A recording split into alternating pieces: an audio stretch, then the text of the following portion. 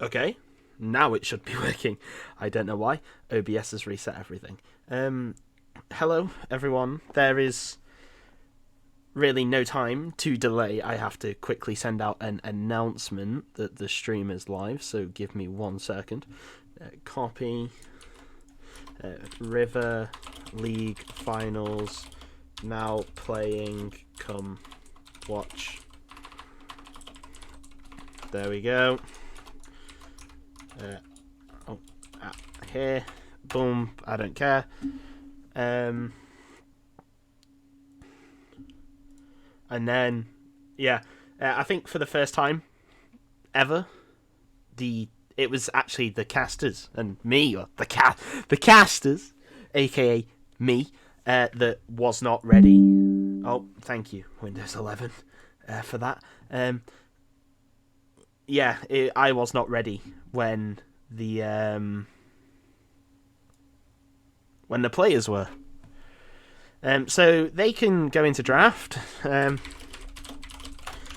There's not real much built up for this. There hasn't really been much news, but obviously, Christmas has happened. New Year's has happened. People are obviously going to be busy, and we just did not send out announcements about anything. So it's kind of understandable that people probably thought, CoraL season's probably been cancelled, because this is now technically a multi-season championship, because it is now also that I forgot the title needs to change. Hang on, the title needs to change. Where is it? Where's the title? There, it's stream title, because it's not 2021 anymore, it's 2022, and the banning phase has started. So we're gonna have one transition. Why is it not picking up my... There we go. We're going to transition again to the draft. So, do not expect this to be a, top tier Atomica stream. Expect this to be dog shit stream that's, really low quality. But still, it's the River League, We're vibing, we shilling. So, anyway, let's move on to the bans. So LPM have opted to ban Evelyn, Talon, and Twisted Fate. Twisted Fate, obviously one of Preston's big picks, as the winners of CoraL Season 5, aka Girl, or Guys in Real Life, have opted to ban Yasuo, Kai'Sa, and Malphite. Now, I believe that the wins resolve is not even playing mid lane, so the Yasuo being banned away. I mean, they are obviously denying the flex pick of Yasuo to the bot lane with that ban. But the Viego was picked up first, and it has been followed by Ashe Senna. Now, I'm not sure how I feel about this one. Personally, I don't really play this game anymore. Ashe Senna seems kind of disgusting. Both have some form of slow. The Glacial Augment rune was changed, so maybe Senna without Glacial Augment is going to go Grasp, going to go... they tried nerfing the tank Senna build, didn't they? I'm not sure if that's still as viable as it once was. But still, nevertheless, Ashe Senna, and it is going to be countered with Sivir. And it's looking like Braum is going to be the lock-in here for the side of LPM. And indeed it is, despite the fact that all three of the champions were open for Larsa. Leona, Nautilus, and Braum. She opted for the Braum. And Cogmore is the response pick here.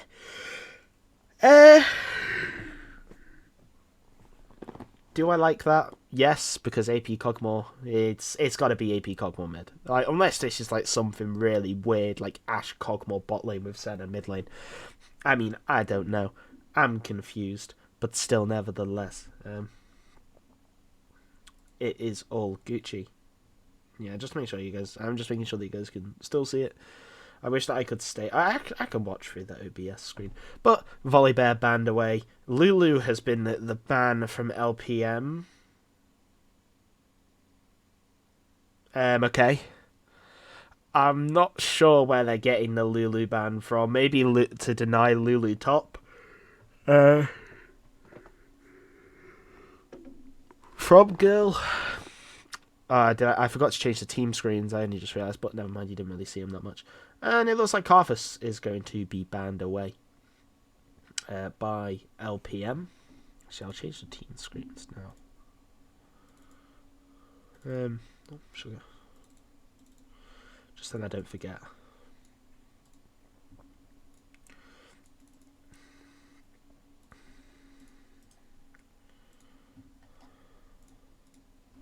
There you go. But Ezra, what the fuck?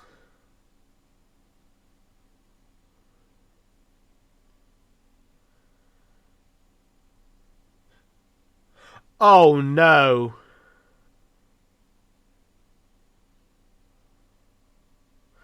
Okay, Ezreal's the lock-in after the ban phase, as Vex is the counter by LPM.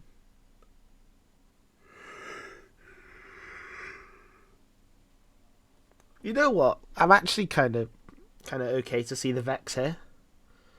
In that Vex, stops dashes. Ezreal has the dash on his E. It technically classes as like a flash, though, like a mini teleport. But still has the flee to cancel quite a lot of stuff. It looks like Misfortune is going to be the final lock-in for Girl. And indeed it is going to be. I just probably realised that I should disable the sound. Okay, good, I did disable. I'll disable sound in client, so then the draft doesn't ear rape us when we go in. But that is the final completed draft. As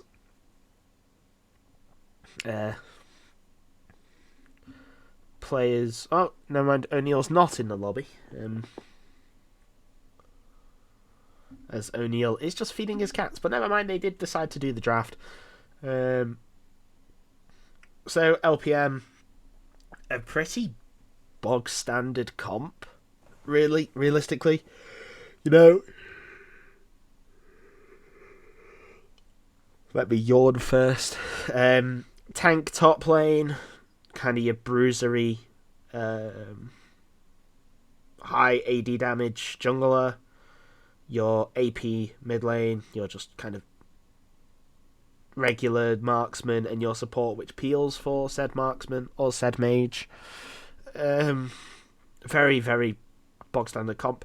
And what I really like about LPM's composition as well is that the only person on their team, realistically, that is reliant on abilities is Vex. Meaning that the Braum passive is going to stack a lot easier. And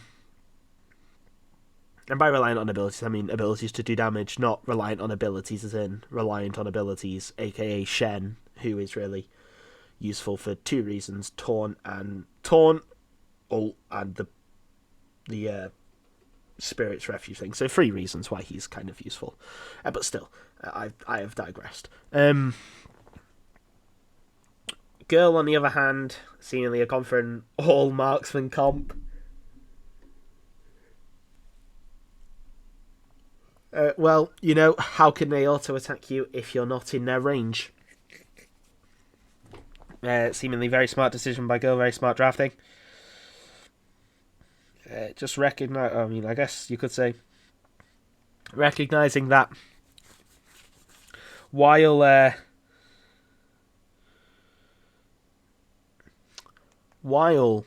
LPM do have this kind of strong all-in potential, really. Sivir, Viego, Shen...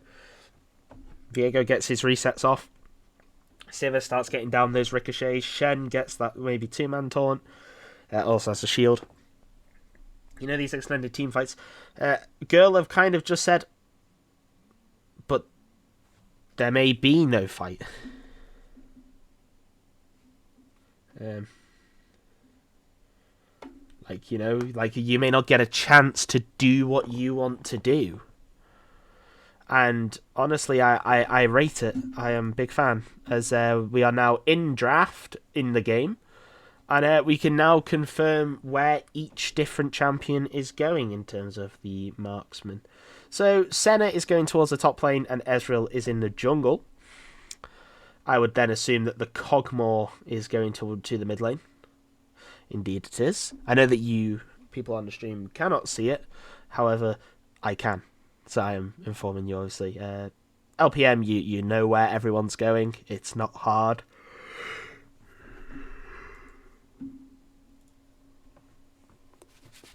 You know, Shen top, Viego jungle, Vex mid, Sivir ADC, Braum support, if you really need me to spell it out.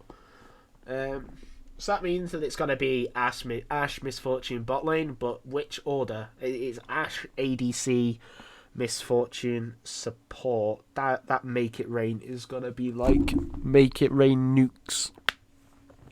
Deals so much damage, can provide so much for the team. You know, the amount of zone control that Girl have is actually kind of incredible, really. Senna W can deny an area. Senna E as well can make LPM not want to walk up. So they deny the zone. They control that zone. Misfortune Make It Rain. If you walk into it, you just get nuked like Hiroshima. You know, Ezreal constantly poking out with those Mystic shots. It's gonna be highly difficult for LPM, really, in a structured team fight, shall we say, or structured orga. I don't know why I'm yawning so much today. In a structured or organised team fight, I think, genuinely, despite the fact that on paper, you know, you look at the entirety of Girl and you go, haha, yes, I land one auto attack and you are dead. I just don't think that that's the case. So I've realised that my mic volume potentially is a little bit too high. So I just did turn it down a little bit, so I may have gone a little bit quieter. I will turn the desktop audio down as well, in which when we get into game you will hear all of the League beautiful sounds and everything. But still, we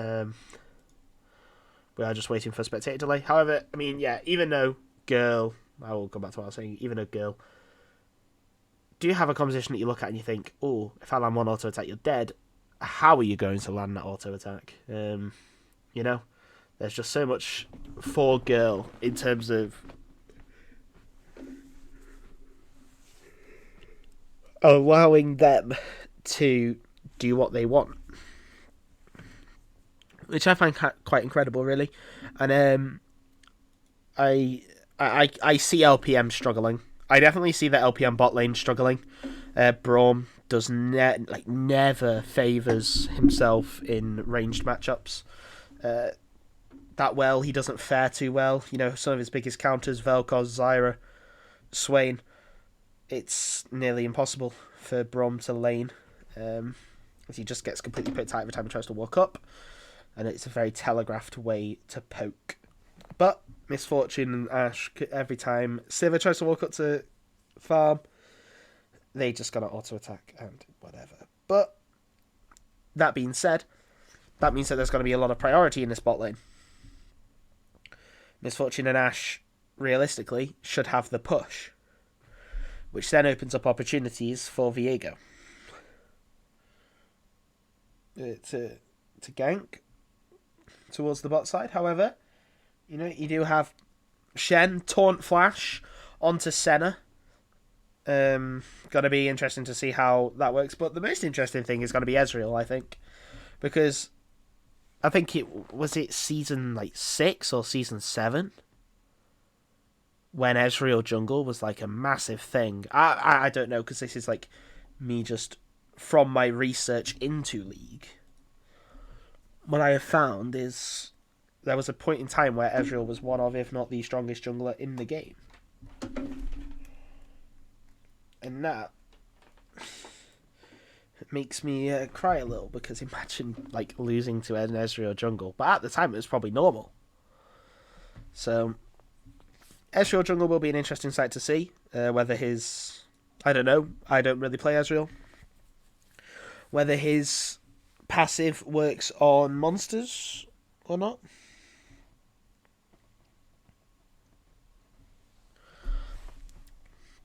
But nice to see LPM reach grand finals of the River League, my old team. Really nice to see them be able to sort of, bounce back from the atrocious loss that was losing their mid lane. No, they've looked stronger and a lot more stable ever since I've left.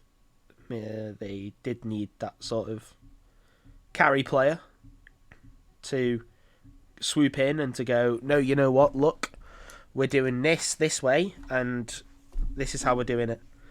So props to Wins Resolve, who unfortunately now is playing ADC this game.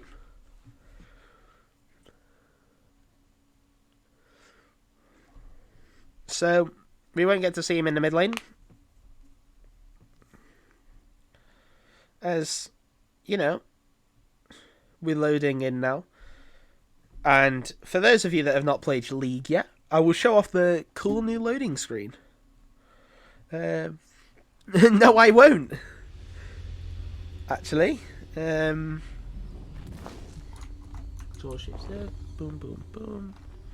And it's just doing this little pause as it loads in. The game likes to do whatever it wants. Maybe if I click play. Oh, no, it's not one of them, is it?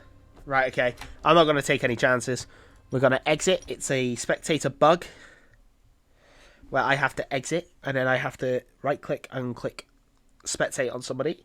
And the reason why I'm not going to take the chance is because the last time that we said, oh, it'll be fine, we lost about 4 minutes of gameplay and we lost 3 kills to the bug. So, yeah. Honestly, I'm surprised that I'm streaming today. For people that are watching and for people that genuinely care.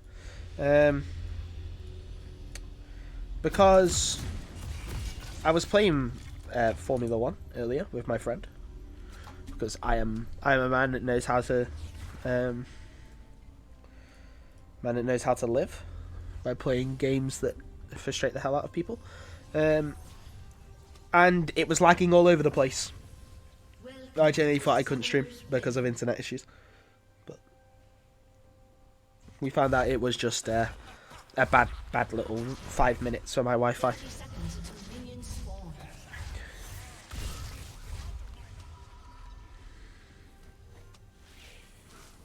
But Ezreal does land that first hit, the first strike, as both junglers ward their red. That does mean that Ezreal is looking to start on the blue. There may be a meeting of the scuttle, but they did nerf the scuttle. So let's see how high a priority both junglers choose to place. As Ashe is just dancing around.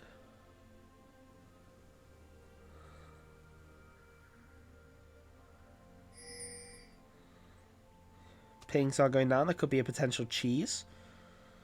Looking for a potential cheese, but Ashe Misfortune against Sivir Braum. We'll find out who wins potentially very soon. As the Make It Rain, there it is, to slow up to help with the kiting that Ezreal will be forced to do for his camps. As there is the first E that's going to land in the mid lane, but the bot lane of Girl recognise what's going on. They back away, and I'm just going to quickly double check that. Yep, everything's fine. Perfect. Do that a little bit. As the first Make It Rain lands, the Winter's Bite goes a little wide. Boomerang Blade going to go out, but it's going to miss. So Zoe now able to sit in that bush, able to turn LPM away as the first. Now the Winter's Bite connects, but O'Neal getting those auto attacks down. There is another Make It Rain. With Scorch, there's the volley onto Wind's Resolve. He's going to go down to half HP. Already forced to use a potion. There's level 2. For Troll Zoe is... Sea Waves is taking a lot of damage. And an interesting start that he started with the corrupting potions instead of something to help him sustain in this lane. I mean, corruption pushes are one of your best sustain options, but maybe even D-Shield, just for how much pick you are going to receive against Kog'Maw, would have been a better decision. Winter's Bite landing onto Zoe there. Again. Winter's on now, he's got to take a make it rain to the face, and there is another E from Preston onto Sea Waves. As the barrage, the Bio Arcane Barrage is coming in, turning Kog'Maw into a nice little artillery turret. Just keeping Sea Waves at absolute bay as the Flea now comes in, but make it rain. I mean, you can just see what I was on about, what I was discussing. That this girl's bot lane. Jesus, I can't speak. Really, just has complete priority as Hampy now caught out a little bit, flash in there, but there is the ignite, and Ezreal gets the first blood, probably thanks to the red buff burn. Despite the flash by Hampy on the Viego, Natrix gets the first blood on Ezreal. Genuinely a fresh start indeed. As there's the make it rain, there's the flash forward with the ignite, and Loz's going to use the ignite onto Troll Zoe, but I don't think it's going to be enough to kill. Will survive on 1 HP as Buffalo Goose is going to engage onto O'Neal, but O'Neal's just going to be able to walk away from that. Fantastic flash ignite by Troll Zoe. Did bring out the flash from Wind Resolve in response, and Loza, not the intended target, but still fell nonetheless. Ezreal is here, looking for a little bit of damage onto Sea Waves under this tower, but Sea Waves just playing very safe, very defensively, just trying to reach his items, get his gold in his pocket. And speaking of gold, there is almost a 2,000 gold lead already for Girl.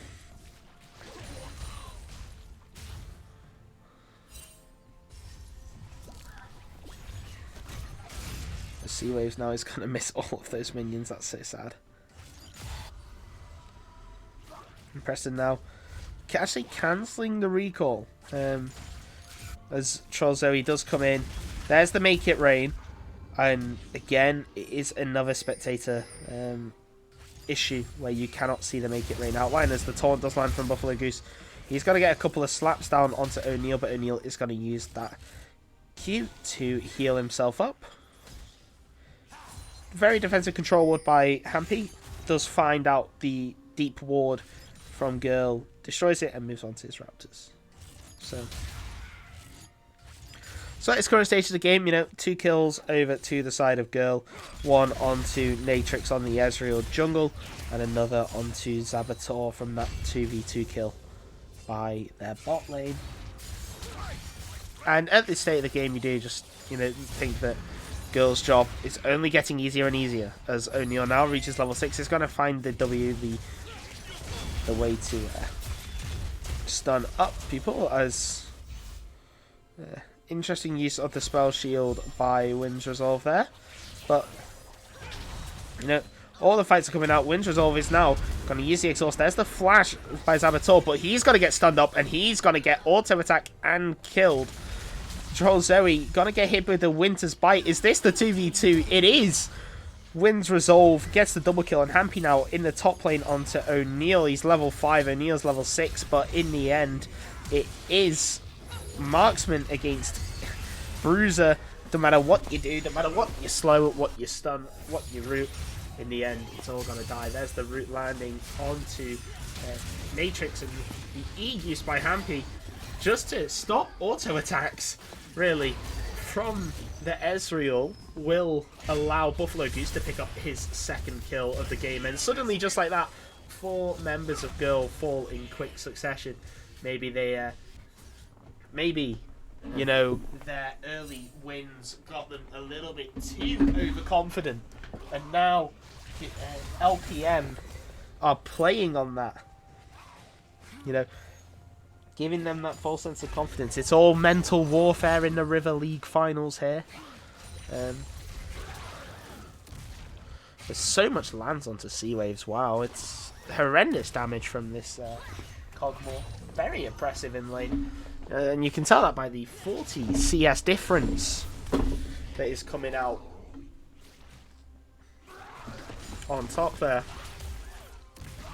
Or, if you want to be pedantic, I believe it's 33. Yeah, 30. No, 37. Whatever. Make It Rain is going to last. Natrix is waiting by the Raptors, but forgetting that there is a control ward. And Hampy gonna remove him there as a directed camera. Decided wanted to focus on Troll Zoe and Zabator farming. Troll's wins result. Wins result. It's going to get hit by that volley.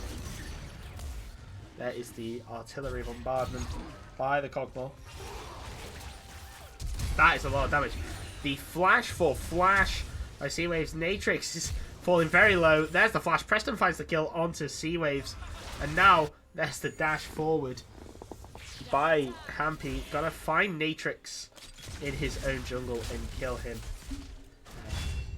Very, very bad start here by Natrix. I mean, it wasn't a bad start, but it's been a bad follow through on that horrendous, on that terrific, not horrendous, terrific start by the Ezreal. But Preston now has got that kill in the mid lane. It will potentially lead to him. Actually, no, we can find out now. He has 1,800 gold. He will go back and buy himself that lost chapter. And that will mean a lot more damage for him in this lane. Preston now, though, out of mana, is going to dodge away at the stun from Hampy. Vex ultimate is going to come in, but I'm not sure why it was even considered to be used there, as Loza takes a little bit of damage from the double up by Troll Zoe.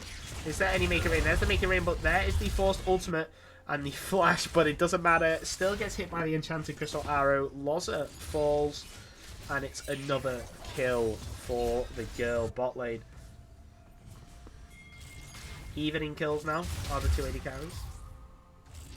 But not even in deaths. Wins Resolve has been doing very well to stay alive here.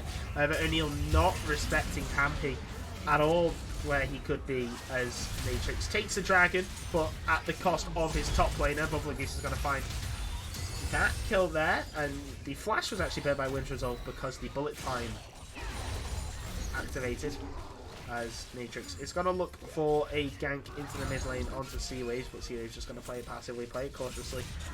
Knows that since the Ocean Drake had recently been killed, then Natrix must be on the bot side and looking somewhere. If one spot on a ward at bot lane, or towards bot lane, then he must be mid.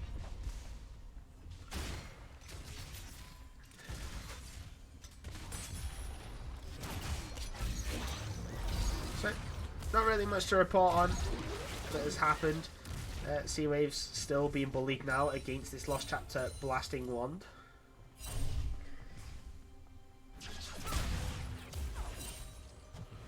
Is Natrix now potentially going to look for the 2v2? Nope. He's just going to use the bush to recall.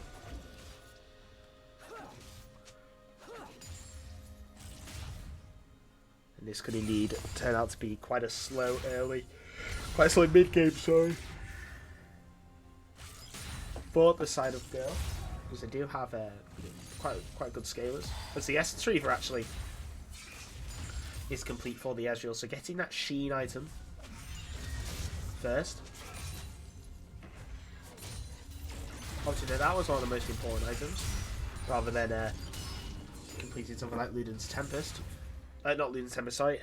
Something like Triforce or Divine Sunderer first.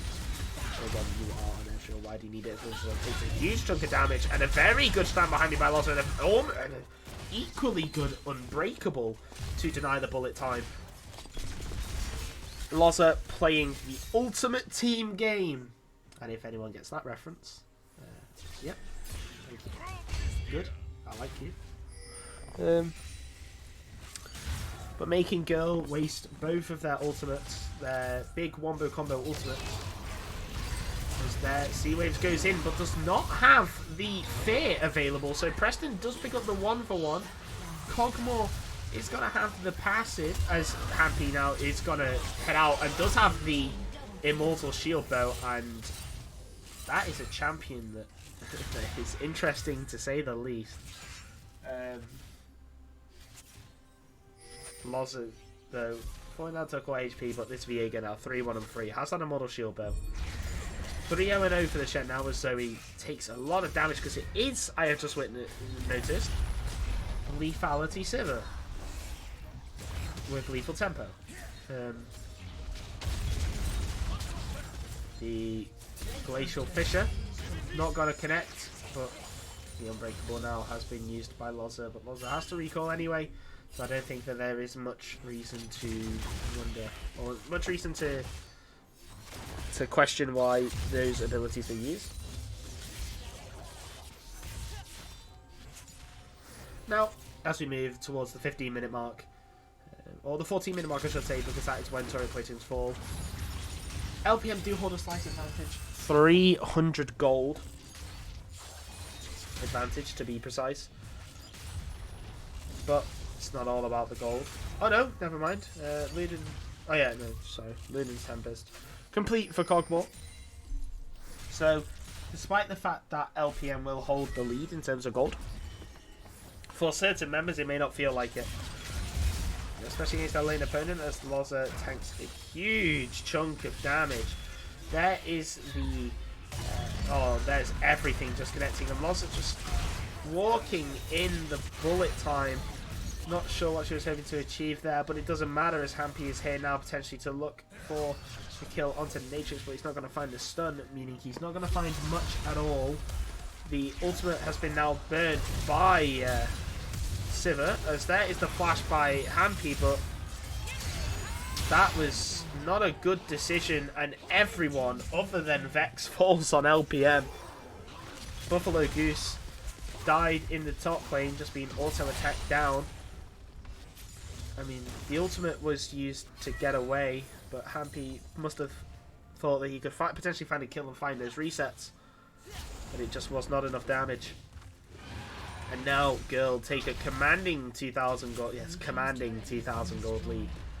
But you know, for Girl, that is very commanding as now Preston and Natrix can utilize this gold. And Zamator, sorry, can utilize this gold to start the Pain Train coming with auto attacks, and as well, Troll Zoe having the access to the item and also some control wards does mean that the vision control of Girl will be very strong indeed.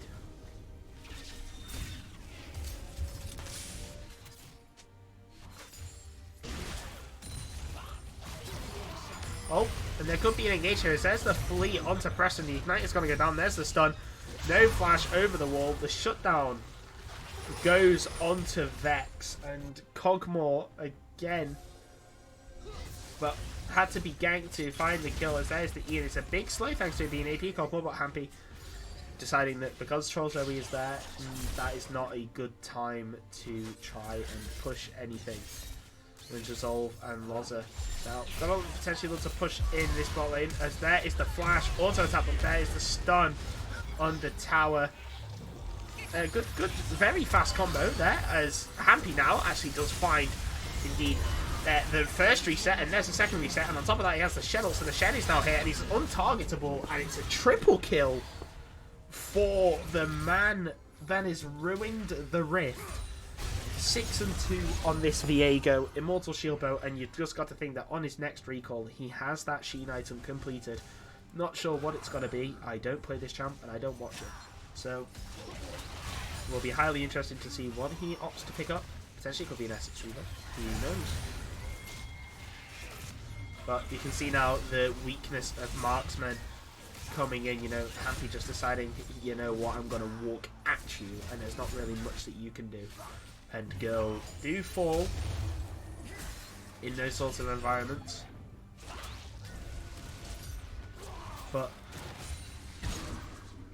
and now I hope I'm seeing this correctly. I hope that this is a glitch with the menu. But it's Lianji's Torment Ash. Maybe it's not. Maybe that's a new build. Korean meta. It is getting rather spicy nowadays. No, it's not a glitch. It is indeed a burn build for Ash, so hitting a volley and then burning down your enemies. Because Loza saw the Winter's Bite onto Zoe. Zoe's going to slow, use the bullet time, and it is going to deny LPM access to their tier 1, and the tier 1 in the mid lane will fall.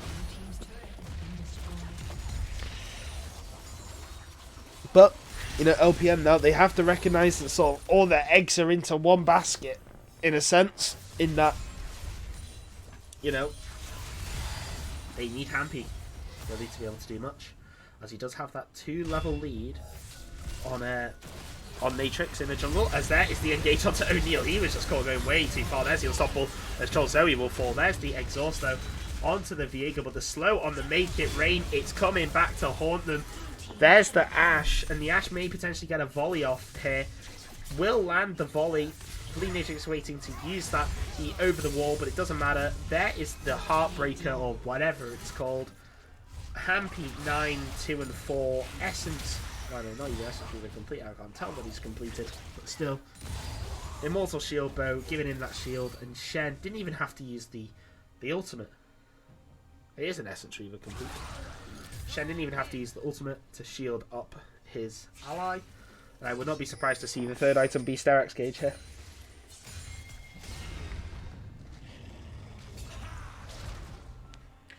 For the Ruined King.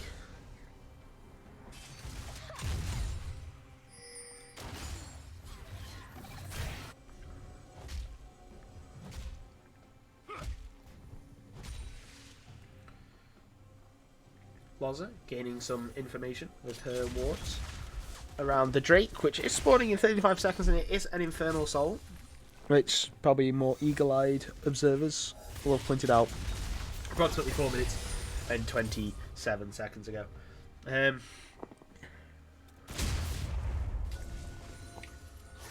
Loza, they're almost caught out, but not really.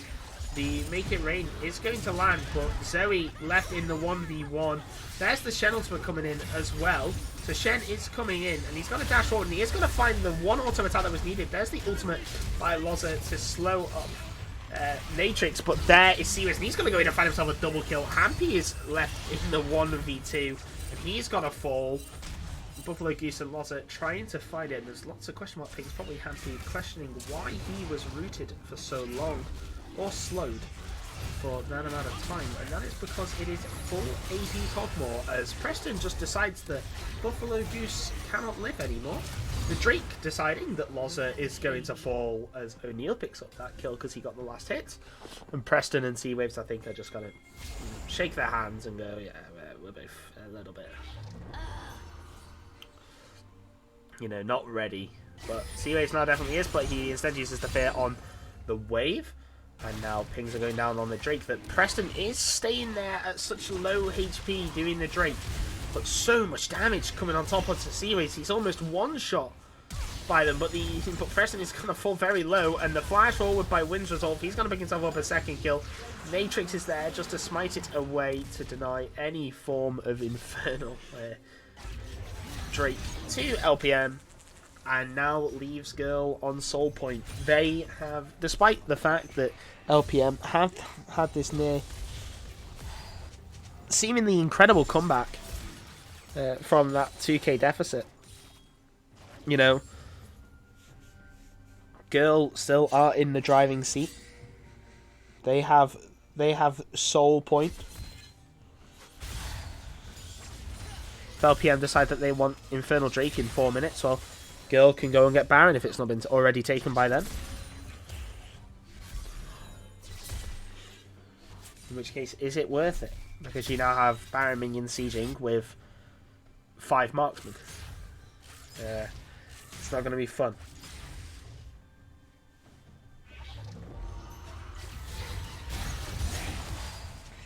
But now, more gold is flooding into the Vex. So that means now it's not all on Hampy's shoulders.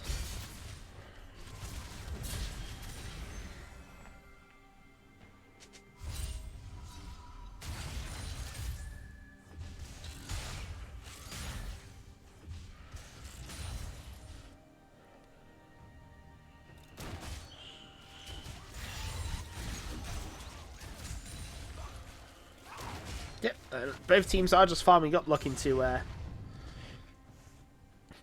reach some more items, looking to reach their second item. Power spike for themselves, as I say that the majority of Girl have already done that, already completed that. Whereas only 2 members of LPM have completed that objective.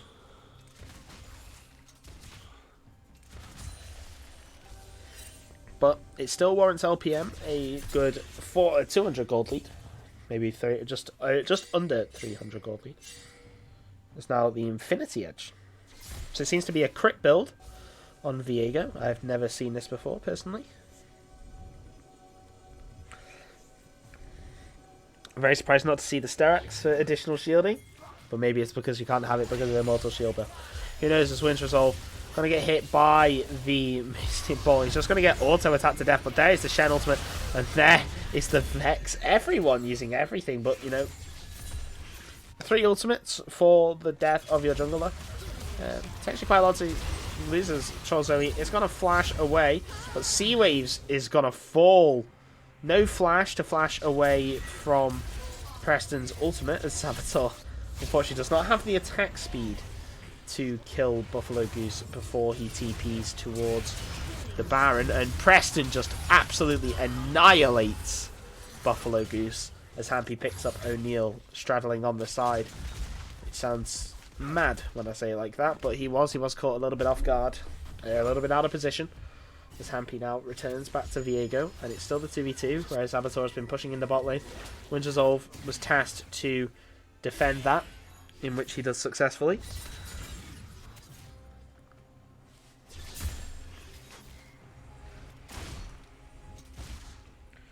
Now CoraL gaining some vision around the Baron. Just trying to make sure that LPM can't do anything to sort of sneak it away or to threaten it without Girl actually knowing what's going on, so they have the right information to play with. As 55 seconds now until the soul spawns, and as I said, Girl do hold all the advantages here, in that they hold the soul point. They can really go, well, if you want the soul so bad, or if you want to deny us the soul so bad, then we will just go to Baron. And Girl know that they really can't, and LPM, really know that they can't give over the Baron to such a long-range composition. Otherwise it will spell doom. As the gold difference flipping back and forth, it's now 700 gold, in the favour of Girl. But Girl now have priority in mid, have priority in bot lane. There's no vision around the river for LPM to work with. CoraL is hit by the Winter Spike. There's the Vex ultimate. It's on top of the man that he needed, on top of the jungler. There's the flash forward by Viego. Viego's going to hit the Q, which means the Matrix is going to form. No more jungler for Girl, and Girl just being torn apart on all sides in this team fight. Absolutely demolished. A demolition derby for LPM. And the advantage that I said that Girl held, never mind. LPM just go, we will fight you then. As Vex using that ultimate to find the fear. Matrix could not do a single thing, and O'Neal now potentially going to get caught out, but the flash by Winter Resolve a little bit too ambitious. O'Neal is now just going to run away, but Buffalo Goose from the flank around. As LPM now just decided, you know what, rather than chase you, we're gonna go for the Baron, and there's not really much that they can do about it. Girl, it looks like they have just lost 2 objectives in one very clean team fight for LPM, as Loza falls to the Baron. The True Shot Barrage was a little bit too early, dealt damage at around 2,000 health, and the Enchanted Crystal Arrow did go wide. Loza is the only member of LPM not to receive the Baron buff, and it's going to be very, very interesting. It's going to be very, very interesting, as it looks like Hampy is opting to go the Wit's End. as his final item to try and deal with this misfortune. Is O'Neal does indeed get the ADC in 2022 treatment, where Vex just appears out of nowhere, flees you, and you can't really do much. Instantly dead. A very nice pick there by Sea Waves on the top. On the top side of the map. This girl now really are now fighting for the game 1 life, really. If they lose one more team fight, I do believe that this game is over as Natrix dashing forward. He's really trying to push what he feels is the advantage of girl right now. As True Shot Barrage comes in alongside the Make It Raid.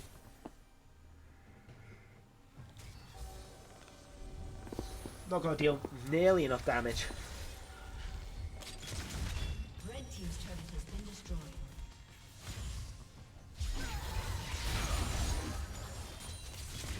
The Mystic shots come flying in from Ezreal, but Zoe has been caught out on the side. Hampy now 5 levels above this poor Misfortune. Gonna find a stun. Instantly one-tapped. Makes it even better is the fact, oh, that's a big chunk of damage onto Natrix. He's in level 13, Hampy is level 15. You have to feel like when the next wave comes in, this tier 2 tower may actually fall to the hands of LPM.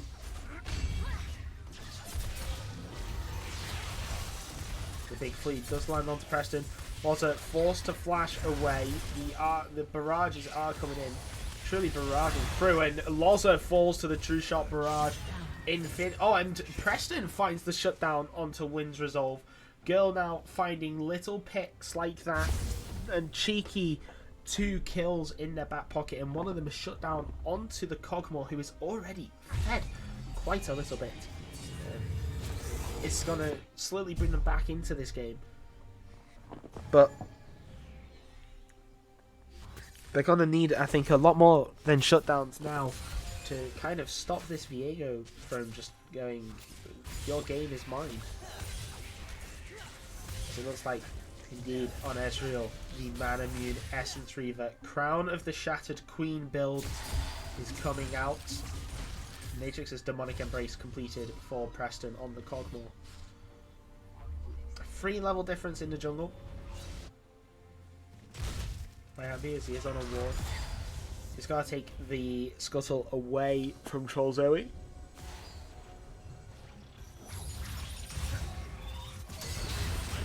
Just wants to get rated up, but there is a big flee by Seaways, forcing out the... I believe that there was a Yumu's activation there. Yes, it was by Wind's Resolve, but it's not anything in the spell shield a little bit late to block that True Shot Barrage. So much damage is coming in. There's the Impeticrist Arrow, and that's actually going to end up killing Wind's Resolve. And it's a double kill for the Ashe. And I believe it was the splash damage of the Crystal Arrow that did indeed find the kill as O'Neal going to retreat slightly there, and he's going to walk into everything by Vex, take a lot of damage, but not fatal. Not fatal damage. 15 seconds until the Drake. No bot lane for LPM for the next 15 seconds, and the Drake's up in 10.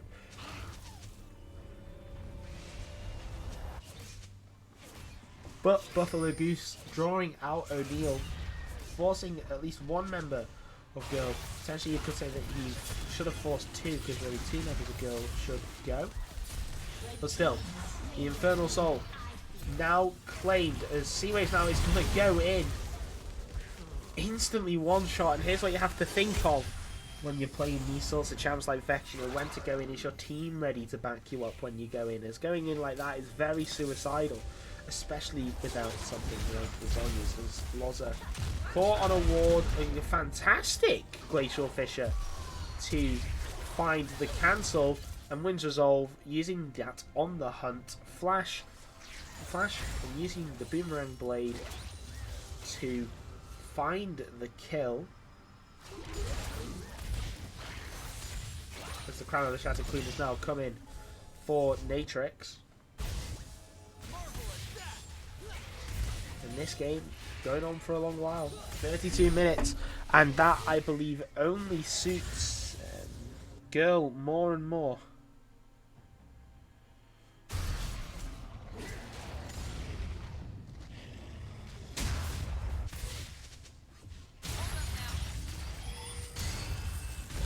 We do see now Girl, O'Neal, sorry, taking the red buff. Probably on authority from his jungler to be able to do so. As Hambi has been caught out by the Hawk shot from Zabator.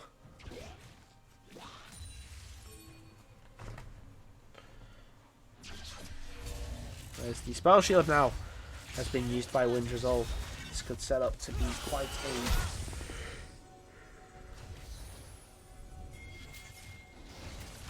pillow. It's anti-dramatic. Oh, it's anti-climactic, sorry. As the ultimate from Vex does land, there's the fleet, and there is the kill onto O'Neal. However, Wind Resolve, on the other hand, has also been caught out. There's the flash, but there is the landing of the ultimate by Sea-Waves onto Trollzoe, but he panicked a little bit there. Did not really know what to do, as Matrix is now going to be able to potentially get away. No, he's not. The exhaust has been used, but Loz is going to fall down for a double kill. Maybe make it a triple, but no, it's not. Saboteur is going to get that kill. There's the stun, but it's not going to be enough. Preston now left alone. Is he going to manage to find the kill? Yes, he is, but not before dying himself. It's a triple kill for Hampi and Wind's Resolve. The last man literally standing on the rift. Hampi, showing his carry ability, has now completed that Guardian Angel, so it's going to make him even more of a nuisance for Girl. But still, you know, it's going to be hard for them, no matter what. As right now, Hampi is so much of a threat, and now even with that GA, did not expect him to go Guardian Angel with this build, if I'm being brutally honest. Meaning that now my opinions have changed, and that LPM do have that GA to work with, do have that sort of catch-all, if you will, for Hampi, that if he does get caught out, he does have the GA, and it does give LPM a little bit of time to react to a player's. There's the ultimate by Sea-Waves, and Sea-Waves is just bullying Trollzoe, and an uncharacteristically poor KDA game for Trollzoe, but you know, he's doing the support's job. He's trying to find those wards, he's trying to find those pockets of information for his team. So can you blame him, as the taunt over the wall and a very early use of the Gargoyle Stoneplate by Buffalo Goose. However, all he's doing is buying time for his team as they take the Baron, but Buffalo Goose himself falls.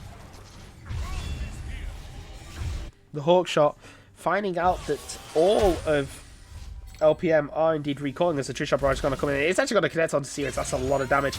There's the ultimate from Senna, but Sea-Waves not pathing in that direction. Does not get hit, not even close as Loza now. Got to try and find a 1v1 with Preston, but Preston now heavily out of position. No flash, no nothing. He's going to die, and that is quite a lot of the gold, a sizable chunk of the gold for Girl. Dead for 50 seconds. With Baron, could LPM look to push anything, really? Could maybe look to try and take that bot tier 2 or the top tier 2. It says the ultimate from Vex. He needed to wait 1.25 seconds to deny the crowd, but there's the flash. Heartbreaker by Hampi as he does take over the Ezreal. Now he's going to find the double kill, but the Vex ultimate therefore does get cancelled. Zabator is going to find a stun under tower for Wind's Resolve. Doesn't matter if Loza leaps in, because they are all already dead. There's a flash forward by Sea-Waves. Got to use the ignite. Got to tank up a little bit of the tower, but now that most members of Girl are dead, is this LPM's time to push in and end this game? Game number 1, going the way of LPM, I think we can say unexpectedly after their season performance, and Hampi is being cringe and focusing on the end of the game. Rather than going for style points, but in the end it doesn't matter. LPM win out in game number 1. As I have to do this. One transition.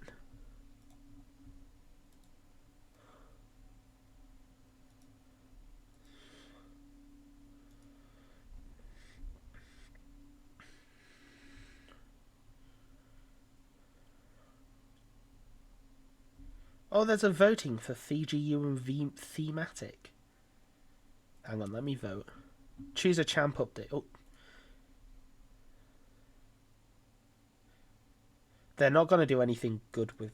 I'm going to vote for Gothic because I don't think they're going to do anything good with Arclight or Infernal. And help us choose a champion to update. Skarner. Please, for the love of God, just change Skarner. Anyway.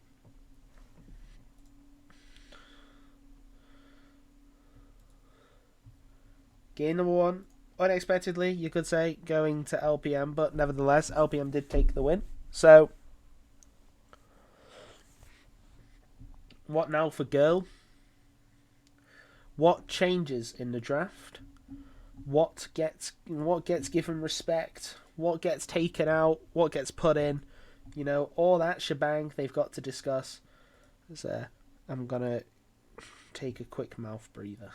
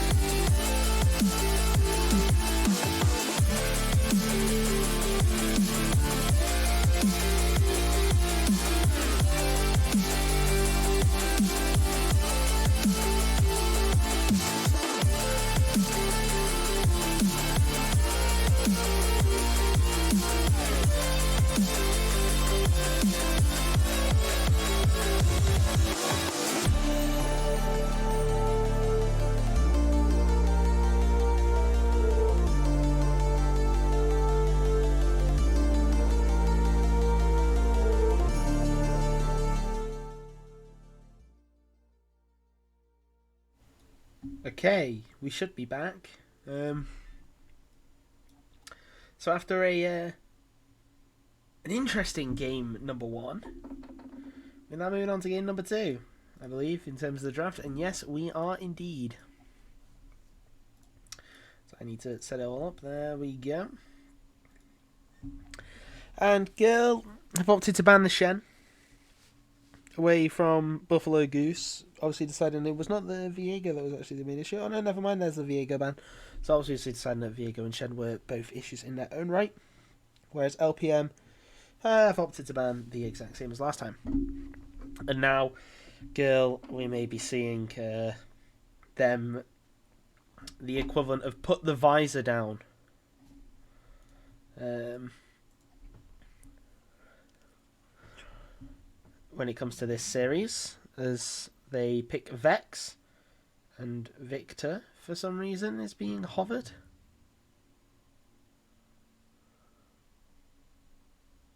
Okay, Victor is the lock-in against the first pick, Vex. I don't think Victor is a particularly nice pick into Vex. You'd have to be quite fancy on your feet. You'd have to have quite fancy footwork. However, the Kai'Sa was hovered beforehand, so maybe that's giving Girl, or maybe that has given Girl an inkling as to who LPM are looking to pick for their ADC. However, they did not bite the bait. They pick Aphelios. And I would not be surprised to see something like Thresh, or maybe even like a Soraka or something. Just to provide something for this Aphelios. And no, it's not. Troll Zoe on the Leona. And we all know how scary Troll Zoe is on those engaged supports. He just never seems to miss those skill shots.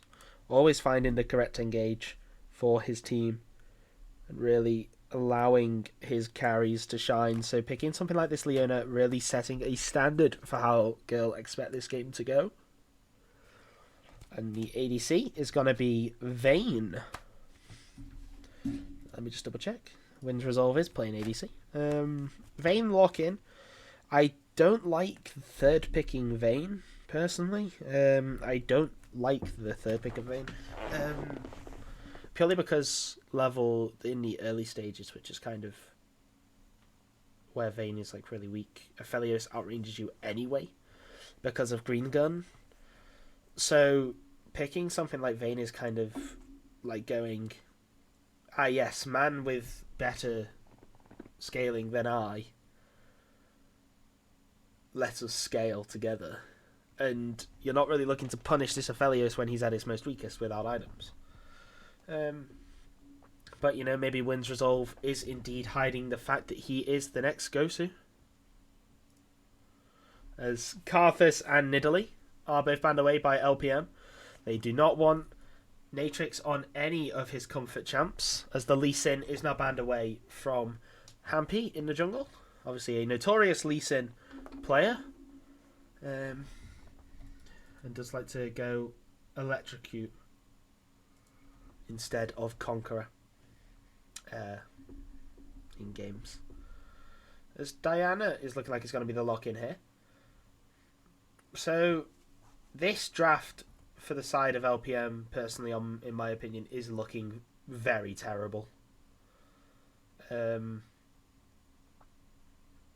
have AP mid jungle duo. You have short range AD carry.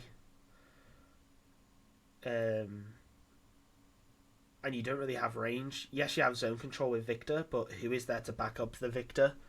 Like Echo, who's looking for... You've got Echo, who's looking for a flank. You've got Nautilus. Yeah, okay, maybe he can. But Vayne can't really back up the Victor because it's short range. You know, and then we will see who LPM draft in the end to round out the composition, but I feel like there's so many glaring weaknesses in the composition that it's going to be very hard to pick one champion that can kind of patch those all up in one and bandage it together. And we will find out soon, because it is looking like it's going to be a no pick. No, it's not. It's going to be Dr. Mundo in the top lane. So what I assume Girl is doing is Jarvan top, Graves jungle, Vex mid, Aphelios and Leona bot lane, which I think is a very good composition. You have strong engage, Leona, Jarvan, Vex even can act as a pseudo engage, or set up really nicely for Leona. Um, I mean, you also have good wombo combo Jarvan and Leona set up for the Aphelios. You have good DPS, Aphelios. You have good sort of assassination. Graves can dash over a wall. You know, auto Q ult. Maybe someone's dead if they're walking really close to a wall. You know, and they also have really good scaling in Vex, Aphelios, and Graves, but also have kind of good early game and mid game with Jarvan and Leona. So, you know, overall, their composition is very, very strong, with no real glaring weaknesses other than the fact that they can't walk backwards when they start. So once they pull the trigger, that's it. They have to commit. There's no other way to deal with a fight other than just move forward. Whereas LPM are seemingly kind of, you know, not all I don't want to say all over the place, but like they sort of are. You know, Dr. Mundo.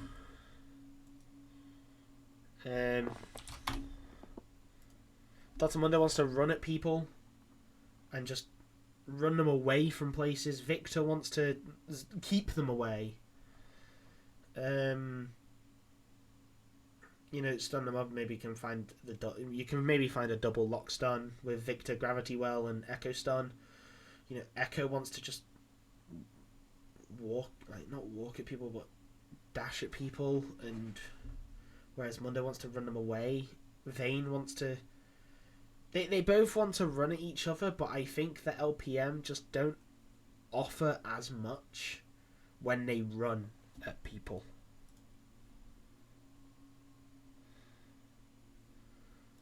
In the sense of this is a lot again on Hampy in the early game. Which is one thing that I tended to notice that LPM do draft a lot, is that Hampy has to sort of try and carry this game in order to try and sort of facilitate anything to happen for LPM.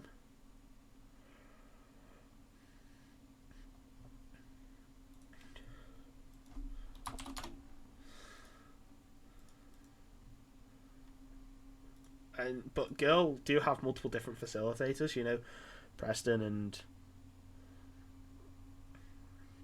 Natrix and O'Neill. Well, not O'Neill, but Saboteur.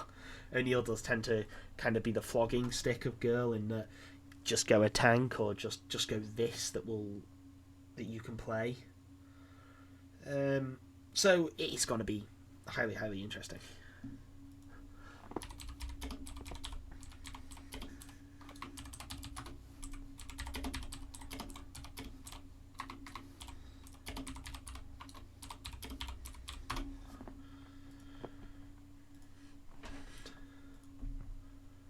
Yeah, that's my opinion. Obviously, you can disagree, you can agree, you can do whatever, but that's just my personal opinion.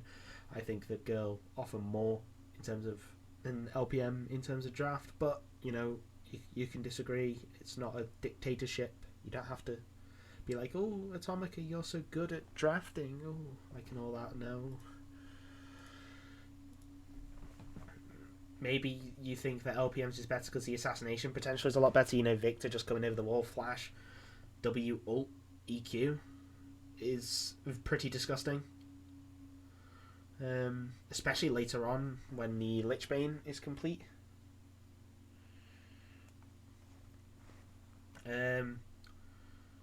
You know, the lockdown potential is a lot better. You know, Nautilus hook to stun, whereas Leona is the main lockdown for Girl. Jarvan ult, you can't really class it as a lockdown because you can't just, you know, dash out of it.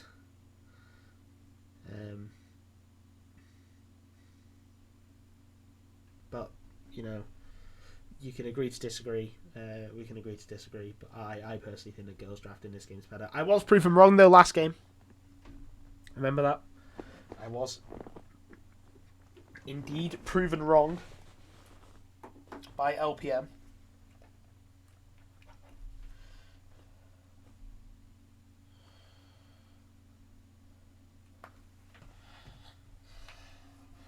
that also was because, Girl did have kind of a terrible draft last game. It kind of very much relied on them being able to set up. So I was going off the fact of if they do manage to get set up, then it's doomed for Girl, but it's doomed for LPM. But they never did get to set up. They never did gain that lead that they needed. So it is. It's time for Girl now, with their genuine draft this time, to show us what they can do today, or tonight, I should say. And I've realised that it's already been an hour and 12 minutes, and we're doing 5 games tonight, and I have to go to work tomorrow. We're in for a long night, ladies and gentlemen. Maybe I should have said 3 games, because I was told, and I said 5, because it's the finals. Or maybe Girl's name in the draft is indicative of what they want to do, and they want to make it a 3-1. I mean, I'm only in work for 3 hours tomorrow. I can be tired.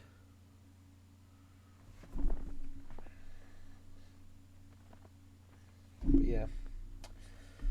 If anyone is watching, you probably are, and I can't see the chat. I hope you've all had a happy Christmas, and a Merry Christmas and a Happy New Year. Hope you spent good quality time with your family. You spent some good time with your friends as well. Despite COVID, you've hopefully managed to see your friends, whether that be online or in real life. And you spend some good quality time with your family as well, because that's the whole point of Christmas and New Year, is to just spend time with your family and to enjoy what you currently have, and obviously to wish health and prosperity to all in whatever they decide to do.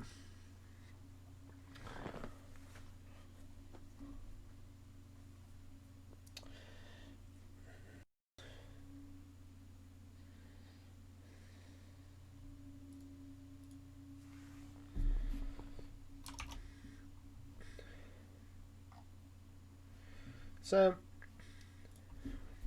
transition now. Again, here is the cool loading screen, everyone. It is very cool.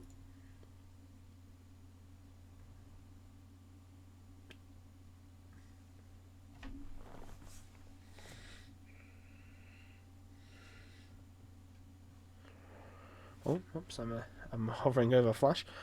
You can. Is it again the same thing? I believe it is indeed. Yeah, it is indeed the same thing. So, we leave.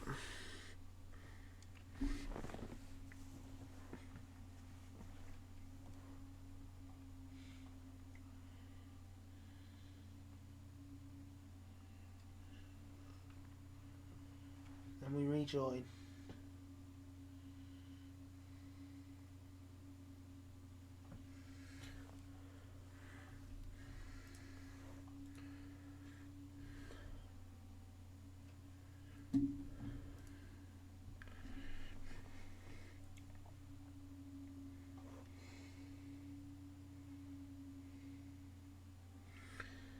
Now, hopefully, yeah, the game has been picked up. We'll get in as soon as we can, guys. Sorry about this delay.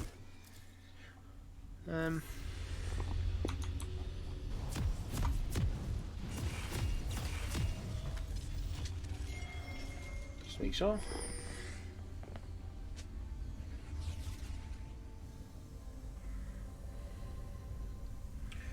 Does look like LPM are looking for a cheeky invade. Welcome to Summoner's Rift. See if they can indeed get anything out of it. Oh no, they're not. They're looking to cheese. 30 seconds until minions spawn.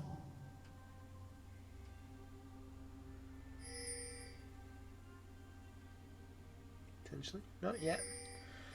Coming down.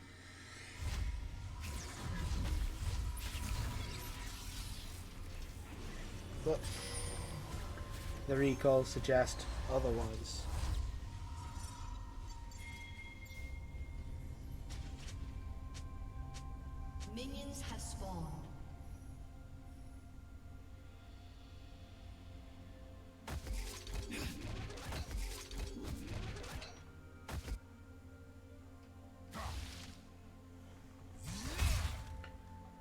Now see, Buffalo Goose landing an infected cleaver onto Natrix.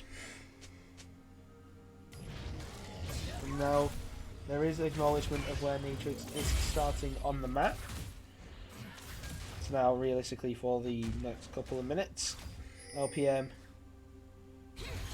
could track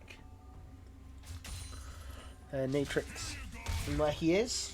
Now, I'd just like to point out his account name is now a fresh start because of the new season.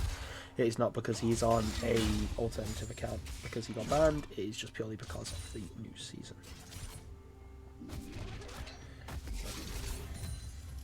Just a little bit of information for you there. It's not like they tried to bring in a Smurf or anything. It is just that it is for the new season. As O'Neal is being beaten up in this top lane.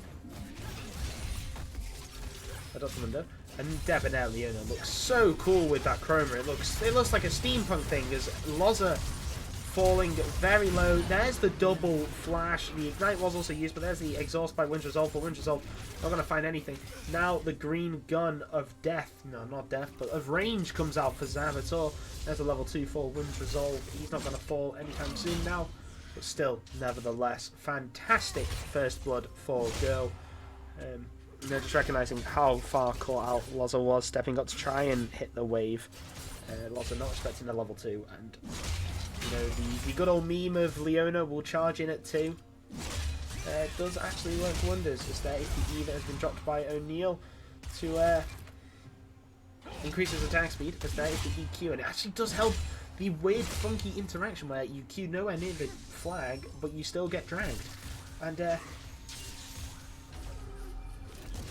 And it does actually work because it helps him dodge the infected cleaver. And now I see Victor in the Vex matchup is actually performing very well as the hook goes a little bit wide there from Loza. However, Wind Resolve has not even restored much HP yet thanks to his bronze shield. So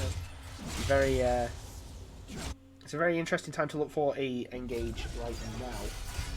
There is the engage by Chozo, and he does actually find himself Wind Resolve. There's the flash. Now the Gravitum gun, there's the root, and it's just so much damage. Loza, did use the Ignite as well.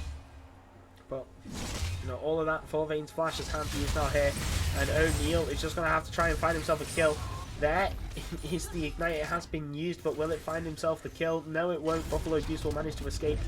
Good coverage there by Hampy on the Echo, recognising that O'Neal was going to look for that all-in. I was going to try and find that kill and covered his top lane as well, earning himself the kill. So, a response kill on the opposite side of the map. I know it was a little bit of a while ago, but still, nevertheless, a kill is a kill for LPM.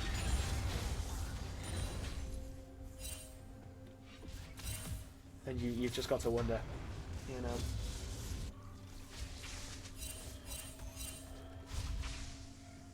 whether or not this is going to be another 40-minute game, because if this is going to be 5 games of 40 minutes, I may request that they only do 3 games.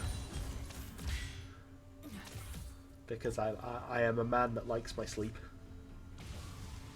This Preston's going to get his recall cancelled, thanks to the laser. I mean, I can only ask for 3 games if Girl win the next game. Preston really needs to just walk away and recall, try and get the recall off. Gasoline as soon as, because he does not have the teleport. Like sea waves.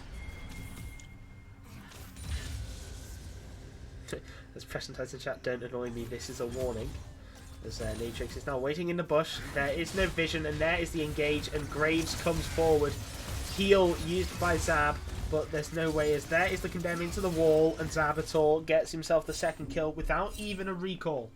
His question mark pings, and now on to Echo, as he has been spotted out on a deep ward by the goal. I believe it was Trollzoe did that deep ward.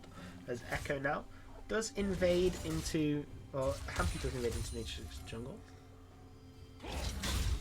So Neil constantly poking away Buffalo Goose's HP bar with that Q, but I think he is maxing his E first for the extra attack speed. As Hampy now dashes over the wall. As I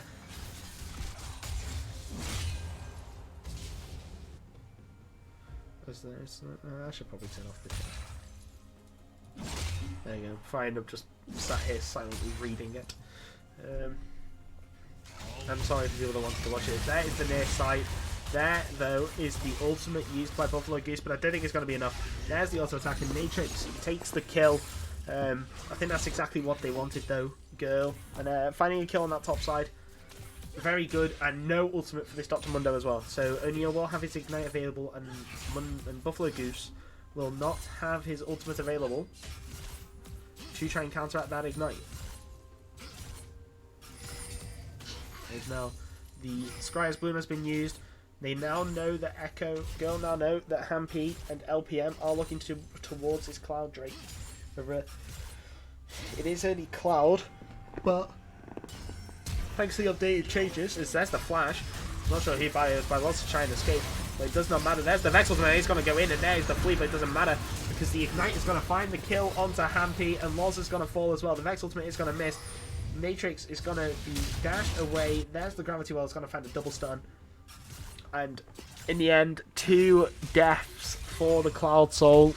I'm not sure that that's worth it, but the updated Cloud Soul does give 3.5%, I believe, out of combat move speed and also slow resistance. So it can't be added on, but that means that the Graviton will be slightly less effective from Zabutor. That could really hurt. But see, now the item difference is just so big, and this is what I mean about the Vayne lane in certain areas. I just don't find it playable really for Vayne. Like you have to just play so defensively that you're just not looking to yourself become a champion. This area is a very defensive control ward. We'll actually spot out Troll Zoe putting down the ward. 2 control wards committed to the defense of the blue side vision, or the blue buff sided vision for LPM. As Buffalo Goose is now going to let's take out a ward as Matrix is invading the red side.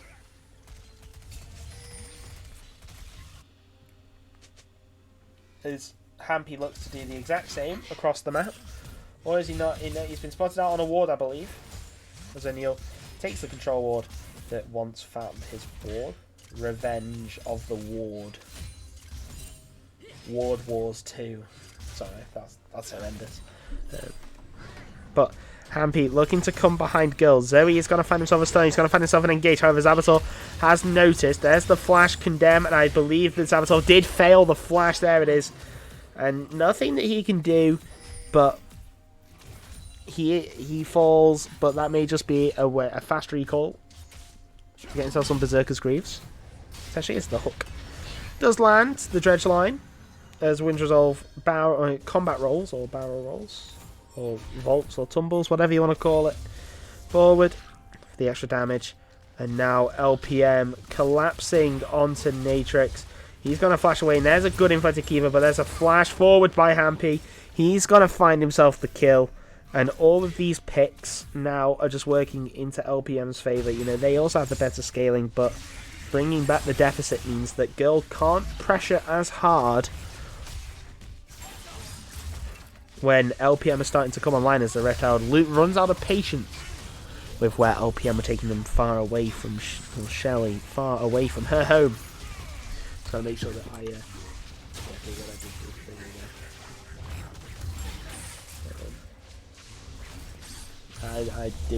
I didn't forget to put back up the desktop audio or anything. It's all normal. It's Hampy potentially looking towards the top side as Buffalo Goose tries to find an engage onto O'Neal. O'Neal does hit the slow. There's the E for the extra attack speed, and you can see now even trades for the 2 bruisers.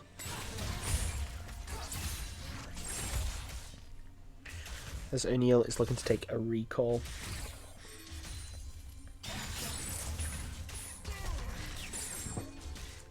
Pings of assistance are coming down from Matrix. As Loza starts up the Rift Herald. The Rift's not left. The Seaways now, and he's got to get engaged upon. Victor, no mana, so many stuns. There's the ultimate. Preston, though, however, potentially going to fall, and he is. There's the ultimate. There's the Cataclysm, though, by O'Neal. No flash for Buffalo Goose. He did flash before, earlier in the fight, I would assume. And there's the knock-up. There's the Airborne. And O'Neal is going to win the fight. A double kill for the Jarvan in the top lane. And that's surely got to have rustled some feathers in the LPM camp. That shouldn't be happening, really, after you get such a kill like that. especially after committing the Rift Herald. You know. That play as the dredge line connects onto Troll Zoe, but look who is here. It's Natrix, and there's a fantastic double root, and it's just so much damage onto the LPM bot lane. Not much that they could do. Loza falls for the 4th time this game, and wins Resolve for the 1st, but in the end, Troll Zoe baiting that hook beautifully to allow Girl to come in. But it's not over for LPM yet. They still have Hampy, who can look to accelerate his lanes, but it's just going to be very, very difficult. You know, it's going to feel like ganking this Aphelios is a chore. It's going to feel like ganking this Vex. Not as much as a chore, but could help bring this Victor ahead and into the game. So it's not like it's out of the woods yet.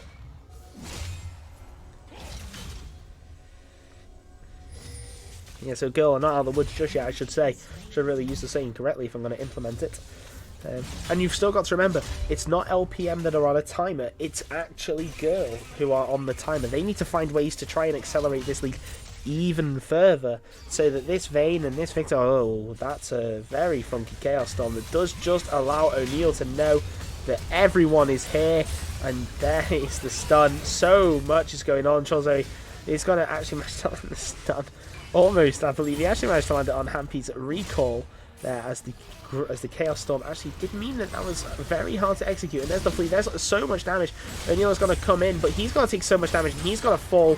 He's going to sacrifice his life potentially for the greater good, and he is going to be for the greater good as Troll Zoe with the outburst of Eclipse. It's going to do enough damage. There's the ultimate from Matrix, and there's the flea under the first tower. Preston is going to tank up the tower just to show off that it was really not even close to this Victor. And Seawave's obviously going to be moulding at that one. But a 5k deficit. Now, this is the biggest gold lead, I believe, other than when the end of the game came for LPM in Game 1 that we've ever seen in this series so far. So Girl have really kicked it up a notch. They obviously taken Game 1 a little bit as a warm-up game.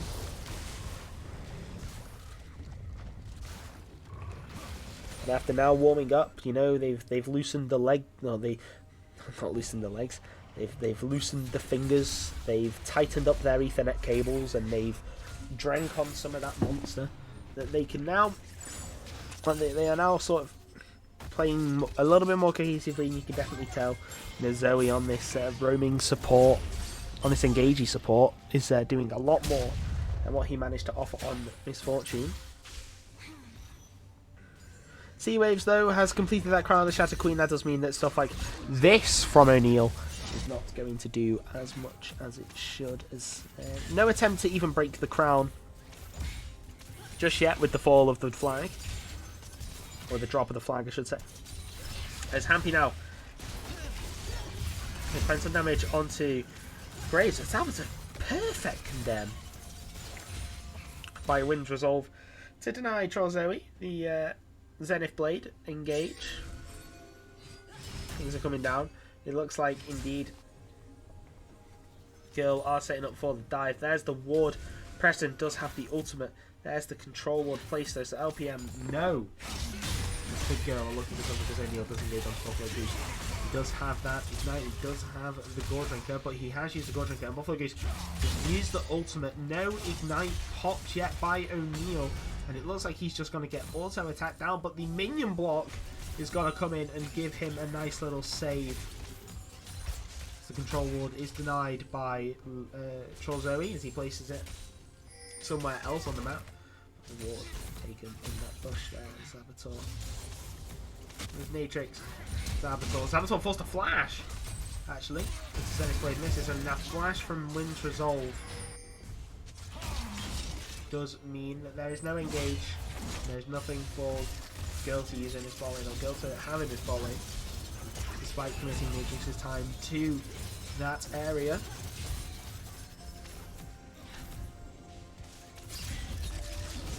So it does come down, and it's just like two ADCs attacking your tower. Not really much that you can do as Buffalo Goose manages to take the objective bounty in the top lane by trading that tier 1 in the bot lane with the tier 1 in the top lane.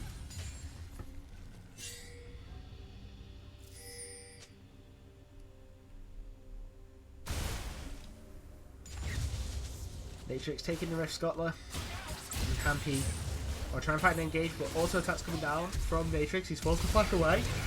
And Preston, flash, flee, ignite, kill. Was that combo there? 5x, and if you want the serious combo, it was the flash personal space with the Fear proc available. Feared him up, used the Q, and it was the lights out for Hampy, who believed that he was in the 1v1 against Matrix, but he was not. Preston using both summon spells to save his jungler, and rightly so. The second Rift Herald is in the pocket of O'Neal now. He can be a nuisance in the side lane on this Jarvan.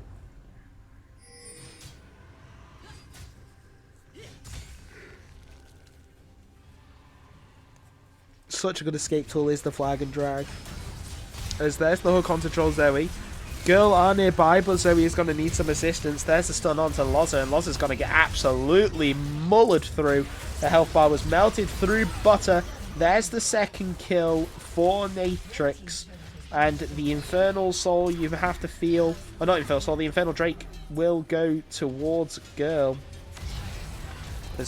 There's the ultimate from the final hour, I should say, from Wind's Resolve. He's going to get rooted up, and he is most likely going to get killed. But there's the Immortal Shield, but there's the ultimate.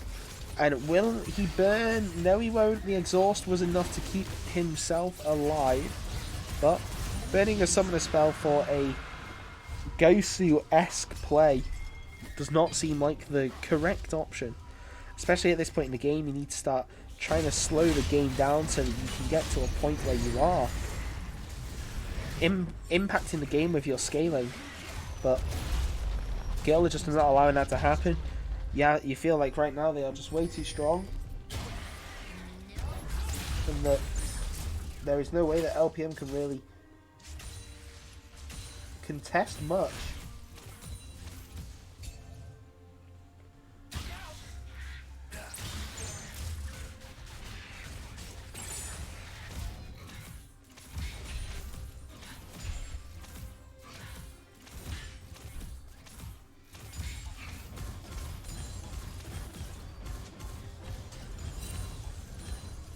But lots of pings going out. There is a control wood there, so Oracle Lens as well is a little bit overkill. But there's the engage by Troll Zoe, but there is no ultimate to follow from the Vex. Chaos Storm, it's gonna target the Leona, but Leona's just gonna walk away thanks to the Eclipse. The Even Shroud coming in as well potentially, as there could be a fantastic Cataclysm. The hook did manage to miss. Cataclysm is gonna connect onto both Winds Resolve and Sea Waves, as Loza is absolutely torn through. As there's the Q from Graves. It's going to be a double kill for the man, the man with a shotgun and a cigar. Just deciding that, you know, no more kills for you, as Hampy gets absolutely blown up.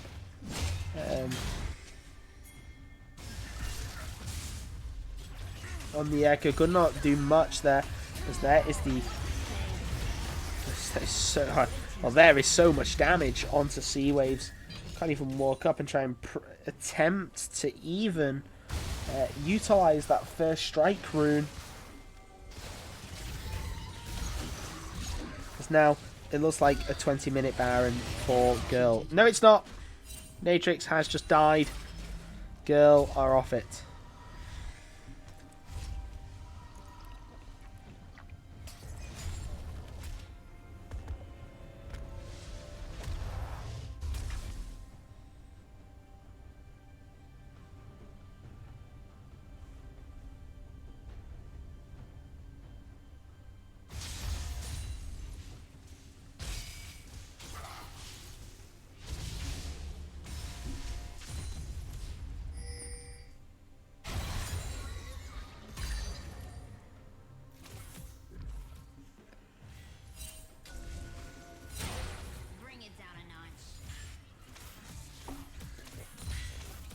Not much is going on really, you know, teams are just trying to set up, trying to farm up, trying to, again, it is reaching that stage of the game where teams are not... LPM are starting to recognise that they can't walk up to certain positions.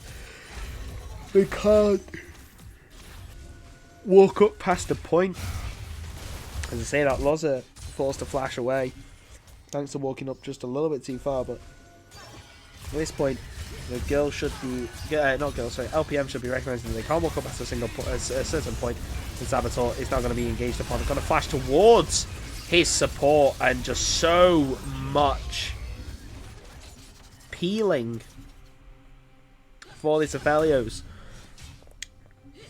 Means that Hampy couldn't even get... Well, Hampy did get close, very close to killing, but still has the Immortal Shield Bow even, as there is the Blast Cone. Loza going the wrong way, walking straight into a Graves. The Cataclysm and the Ultimates, but forcing out the flash from Vayne. Because Vayne, again, going lethal tempo. I'm not sure what Wind's Resolve's obsession is with lethal tempo. I know I flamed him last time when he played Azir and he took, I believe it was Arcane Comet instead of lethal tempo, but, you know, you're not playing Azir this time, my guy. Now, a 9,000 gold lead for the side of Girl. Very, very strong game, very strong showing currently from them. You know, a couple of mistakes here or there from a couple of the players, you know, Natrix being caught out on the Rift Herald. O'Neal being sucked into the 1v1, but that's not a mistake, you know, that's just being baited.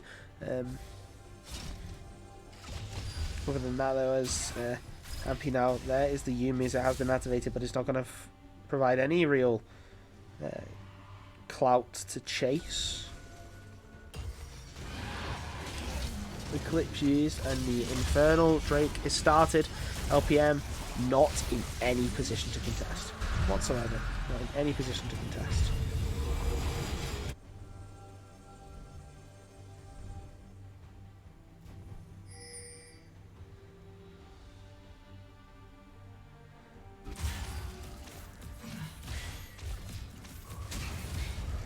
And Wings Resolve caught out by Natrix. He's going to flash forward. He's going to find himself a kill. Now he has to try and deal the impossible. Never mind, he does too much damage even for Hampy. Hampy using that rewind to get out.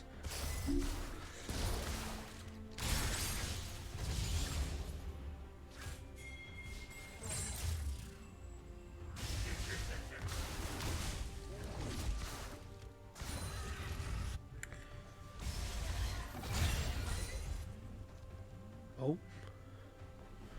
A lot of buzzing going on my phone.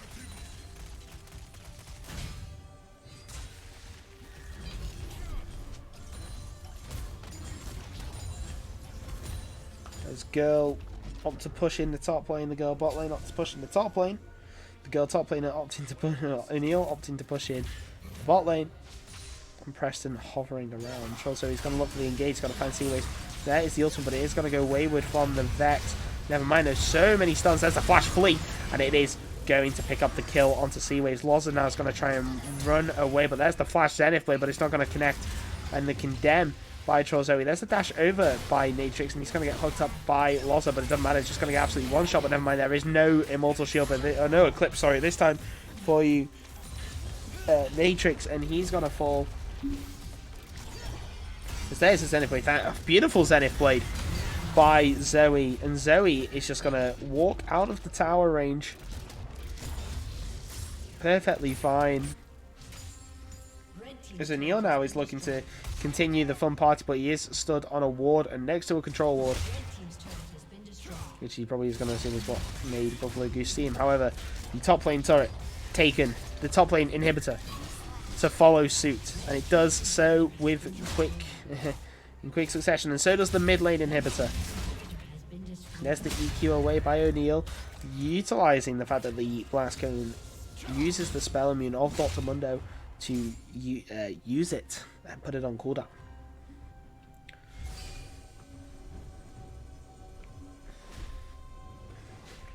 And now 12,000 gold lead for the side of Girl.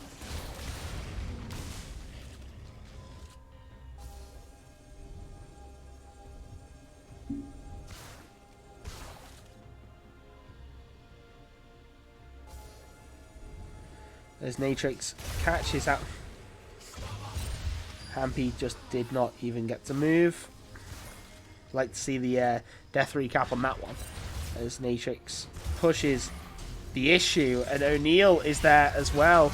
And there is the Cataclysm. Looks like it's going to do so much. And there's the Vex Ultimate on top of Sea-Waves. And again, Preston makes the same little micro mistake, which is going directly in on the crown, not waiting the small allotted time that the damage reduction does land. There's a smoke screen from Natrix. And is he going to find a kill? Yes, he is. That's a lot of damage from the Graves. And in 26 minutes, the entire team of Girl condense onto the Nexus. Saboteur tries the 1v1. He does manage to get it. And now let's see, who are the cringers and who are the ones that want to style? Okay, O'Neal and Saboteur are cringe for hitting the Nexus, but never mind. Girl take the game 1-1.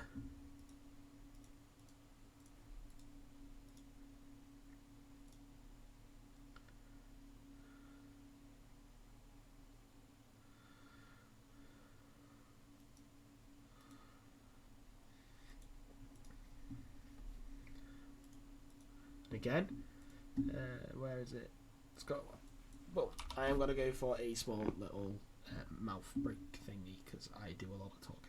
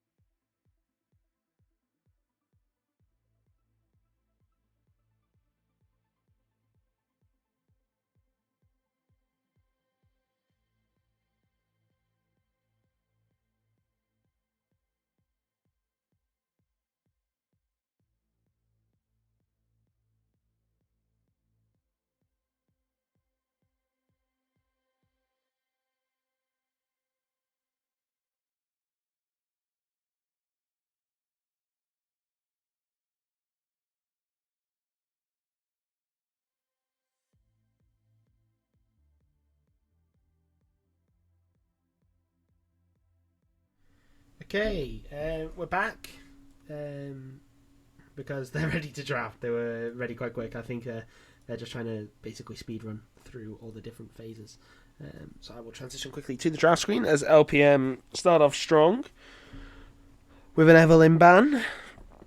As I need to alt tab back to the main place as Yasuo is banned by Girl and it's followed by a Twisted Fate ban by LPM. Girl banning away the Viego once again.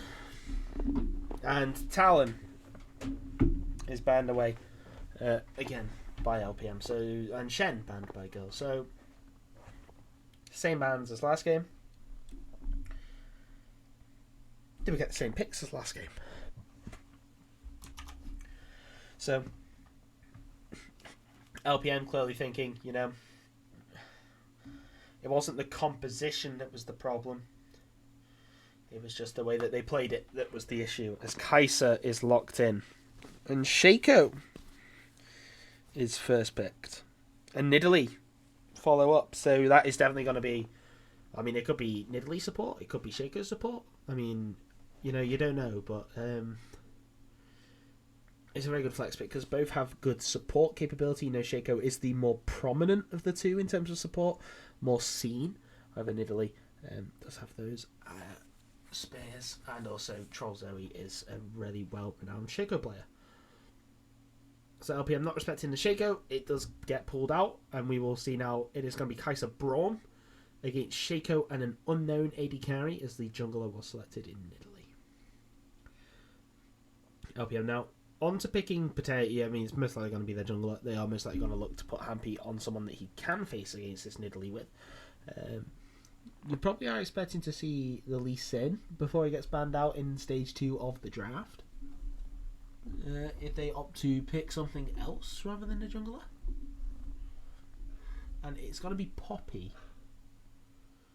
So Poppy to deny jumps and stuff. So that is kind of putting a chokehold on exactly what Girl can play in terms of the top lane and also the mid lane. As Jhin is rounded off for the bot lane, so it's a very high like assassination potential.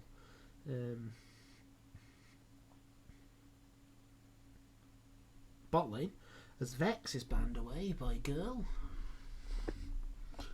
Interesting, because they did have a selection on it, but maybe they don't want to give it up to be a blind pick for Sea Waves. Maybe they are going to now ban away the Victor. As alongside that, but Lissandra banned away, respecting Preston's Lissandra. Respecting that you may want to play it as the Volley Bear now is banned away. The Girl do not want to play against Volley Bear.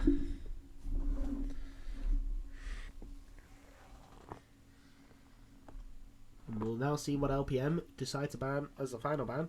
It looks like it's going to be Xerath, and it is going to be Xerath. So denying those sort of long range, denying both that long range poke and the sort of mid to low range engage bot, and it's just replaced with Syndra. So Syndra is now locked in for Girl.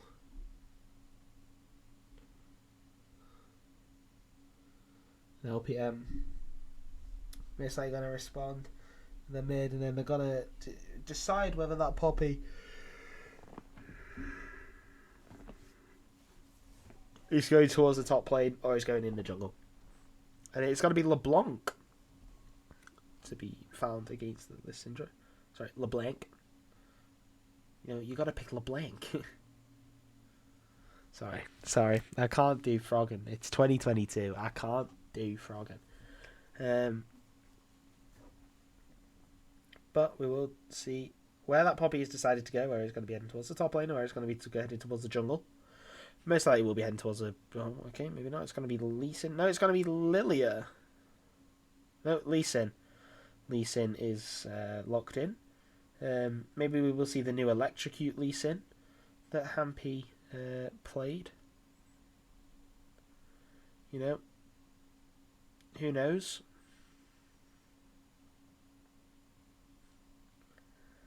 But we will now see what Girl opts to give O'Neal in the top lane. And it's going to be Shyvana. Because he's an unstoppable. They transform. So a very smart decision by Girl. to lock in the Shyvana. And honestly, I can't believe it's only 1-1.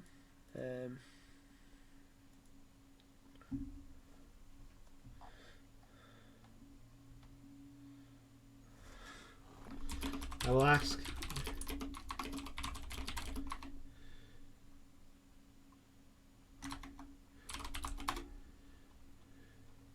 If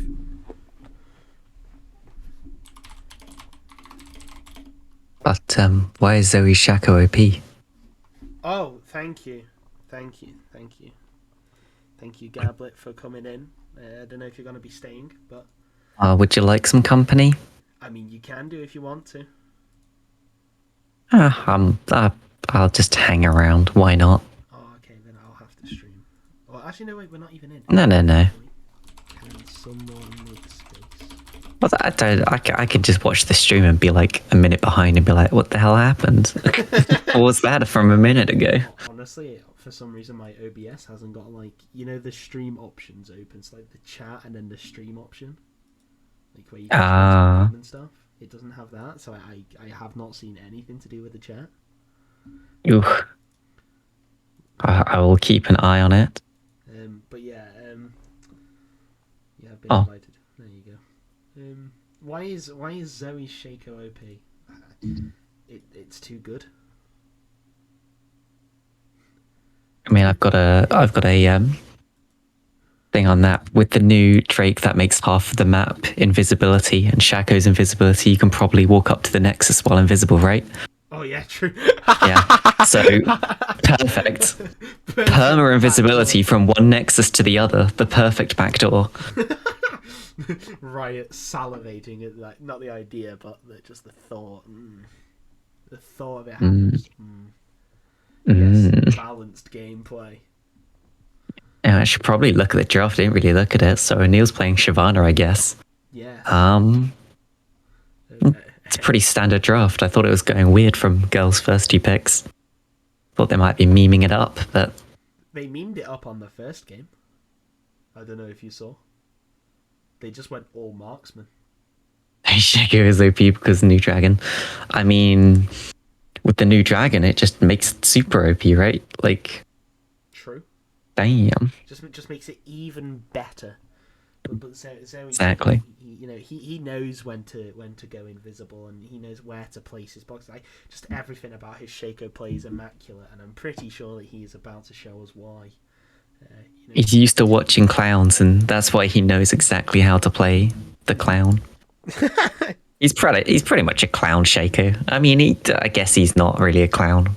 He's an evil. But yeah. He's evil. A jester, that's what he is. A jester. Now, which is just like a royal clown. A clown with higher standing. Exactly. Now, they were meant to do 5 games, but I assume that they did not expect the first 2 games to take 2 hours. Okay. So I'm not sure if they are planning on still doing 5 games or if they're planning on doing 3 games, and I still have not had confirmation. But maybe Girl or LPM in chat will confirm that for us. I mean, I know it's Saturday, so quite a lot of them won't have anything to do tomorrow, like in terms of work or anything. So they may be able to stay up later for the 4 5 games, which I'm more than happy to stay and cast. But I assume that you're not with that reaction. I mean, I'll stay for 1 or 2. Yes. Keep you some company, and we'll see how it goes. I should warn, I have not looked at League since preseason started, pretty much. I vaguely know what the new dragons do. I know everything still just gets exploded in one shot. Yep, that's... I mean, if you watch last game... Oh, yeah. You watched last game, you would have seen Vex just perma one-shotting everyone. Oh, yeah, I saw I think, Graves 2-tap echo? Or 1-tap echo in a bush, and I was like, oh, that looks, fun. Yeah, League... I still remember them saying back at the start of last season where they were like, yeah, we don't think that burst has gone up at all. It was like, oh, excuse me? Hello. Look, do you play your own game? Honestly, I am inclined to say that they don't. I mean, now this is not going to be the best thing to compare it to, but TFT patches, right? Because I've turned TFT into a bit of a patches. TFT gamer myself. In that it was like patch 11.23, so we're going back a little while, and it was like there was, for me, it was a really like niche composition of like Yeah. Samira, Swain, Scion, Blitzcrank, Galio, Seraphine, and Tarek. So 3 Socialite, 3 Imperial, 2 Protector, 2 Bodyguard, whatever, right? And Right. and it literally, its average place was like like 5th place. So it wasn't even gaining people LP on average. And they still hit it with a Nice. nerf. They still hit it with a nerf. They were like, Samira is just way too strong. We're going to reduce her armor shred by 30. And you're like, huh? Okay. Would you like to elaborate? You know what happened is just the people at Riot lost some games to a Samira comp, And and they we're were just like, like, nah. I don't know. I don't know how to beat this. It must be broken. And then they were like, Nerf hey, it. Hey, yo, you know who doesn't need nerfing? Lux, who one-shots your board if you don't have Dragon's Claw. But that's TFT talk for another day. We're here for Yeah. normal League. Wow, surprise. Oh, wait, I need So, to... so tell. Oh yeah, I heard that the new anti. Wait, why are you streaming? Oh, sorry. Yeah, yeah, I forgot we're doing the minute I'm in, behind, and you go, oh, what the hell happened here? but I'm in the lobby. Oh, shit, yeah, you are. I forgot. See, anyway. Oh, my brain is not working, sorry. What was I gonna say? Oh yeah, I heard the new mage item that's supposed to stop people blowing up is just being built by ADCs. Oh, yeah. Ezreal's build path now is Essence, Reaver, Man Immune, and then Crown. Oh, beautiful. It's I'm fun. assuming Kaiser and Cogmore might go it as well because they have AP scalings. Yep, Kaiser goes it as well. Oh, Kaiser beautiful. goes, I believe Kaiser's gone back to the old Nash's Toothbrush now. Oh, You go Nash's Tooth and then Crown. Crown. I mean, that makes sense. Nash's Tooth Yeah. just gives us so much stuff. Like, what is it? Is it plus like... It's like 100 ability power and plus 50, like 80%. I think it's 80 ability power, 50% attack speed, and like it's something like 15 plus 20% AP on hit. That is The AP on hit horrendously is like disgusting. ridiculous. It's 100 AP apparently. Oh, Did they buff that, or do I just not remember? It could be either. it could, yeah. I mean, honestly, with Riot, it would probably have been like buffed or something. Like, Nash's... I play a champion that relies on Nash's Tooth. It's not strong enough. 100 AP. But... Be fair, I do like Nash's Tooth as an item. It's a really nice...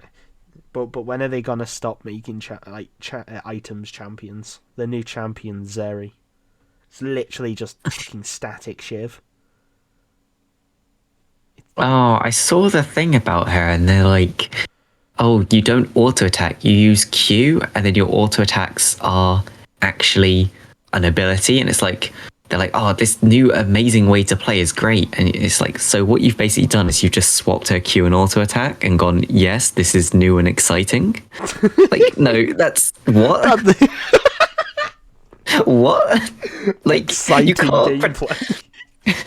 you can't pretend it's like swapping a champion's E and R and going, oh yeah, this new ultimate's amazing because it's really weak, and instead we made one of their other abilities really strong. It's new and exciting new way to play, and it's like, what? when they changed Tom Kench's W in Ultimate, I was like, this is such a new and exciting way to play Tom Kench. Just like, no, it's fucking not. Please stop Riot lying. To be fair, it was have you pretty seen fun. the new client as well? New client. Yeah. Oh, you're in for a Are they treat. making one? You're in for a treat. Oh. What is this? What is this login? Not a login, loading page. This looks cleaner than it used to. It is clean. It is very clean. That's nice, actually. I appreciate that. They did something. They But may not be balancing their game, but they did something. I'm gonna be wee bit. I have tried it in like quite a few different languages. Obviously Japanese and Korean. But like, no, but like I just saw something in the chat. Go back to Zeri. The thing about Zeri, rebind the keys and it's a normal ADC. That's completely right. It's so true. God damn it. Oh, it's the spectator bug. Just exit, and then you have to find someone on the friends list that's playing the game. Spectate. Woohoo. Oh, there's a new spectator bug. Oh, Wow. there's so many. Like, you know, you can't even see that outline of area abilities. I heard they mucked up teleport and now Yumi can teleport on people again. Oh, yeah, because you can only teleport to structures now. And then you have Unleash Teleport, which then allows you to teleport to minions. Which I guess has made bot lane actively playable for 14 minutes. I guess. So that's a positive. But the negative is that it's just fucked. Everyone Spectate the wrong game because I'm fucking dumb. I was like, oh yes, this person's on my friends list. Spectate. Don't worry, I'm in. That's that. Brain not do good. Your brain not do good. I forgot you were in the lobby, so live streamed you on Discord. But you've got to love the fact that you now know that one of the first Drakes is either Chemtech or Hextech, because they have still not added the icons. Oh, it's Chemtech. So it's Chemtech, because you can just hover over it and find out. But they still haven't added the icons to it. Oh, there was a little fight in the top river, I see. There is. Hampy finding some nice auto attacks onto Zoe. Oh, Zoe's trying to bait them. Yeah, but bait them to who? There's nobody there. Did anyone get anything off that? No. I don't know. No. Someone have a mana flows? No. Zoe had a spell thief. So he get gold? Did he? No, he didn't. No. Because he didn't even auto attack. He just ran away. I used to hate the gold chroma for the ruin skins, but now, yes. now I like them.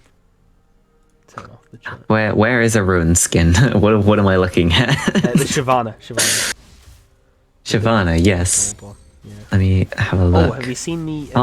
Have you seen what people are speculating the new champion to be? The new champion. Yeah. So which you've one? got Zeri, and then there's going to be a new one that's coming out that's a support. Yeah. Well, yeah. On the roadmap. From it looks like. And people are saying it's going to be that like Karina Verosa or whatever from Legends of Runeterra. I have no idea who that is. Do you want to know what makes it even better? What? Zyra 2.0. She loves plants. What? The thing they showed looked like somebody caressing a Krug, or like a robot or something. It was lit. I hope it's not like, you know. Well, I mean, I hope that that's incorrect because I don't want a Zyra 2.0. There's already one Zyra, and that's enough. Honestly, I'd like it to be a little robot enchanter. That would be cool. Yeah. You just like potter around behind your teammates, beat booping. Beep boop. It's like rather than the angry beat boop like Blitzcrank, you're a friendly beat boop. Like friendly robot man. Exactly. That's the new champion name, guys. Friendly robot man. We should probably talk about the game. Nothing's happening. It's just a trading of skill shots. Well, not skill shots, but abilities and attacks between Charles and Loza. O'Neill's ahead on CS in the top lane. I think that's probably to be expected for early on. The Buffalo Goose gonna find a nice engage. He's gonna use the heroic charge. This heroic charge. What's the one that stops you from dashing and shit? Steadfast presence. There you go. Steadfast presence. Oh no. Oh no. Oh, that was unfortunate. Are you ahead of me? Maybe. But Buffalo Goose. Oh yeah, Buffalo Goose dies in the 1v1. I think you are ahead of me because you said that's unfortunate. Yes. Yeah, that was what I was saying. What time are you at? I'm at 350. 358, 359, like 8 seconds. Oh, I don't there's think nothing interesting's happening. Don't worry. there is the but root, don't and skip. Zoe died. Interesting use of the exhaust and ignite there, but O'Neal is on very low HP. Potentially trying to bait ham people. It's not going to. And now should we resynchronize ourselves? I'm on 4, 24, 25, 26, 20, 27, 21, 8. 22. Okay, wait. Yeah, you count, and I'll press 25, 26, 27, 28, 29, 30. Okay, we're good. Okay, good. So we now should be in sync, so now there's no, oh wow, or oh that's unfortunate, before anything happens.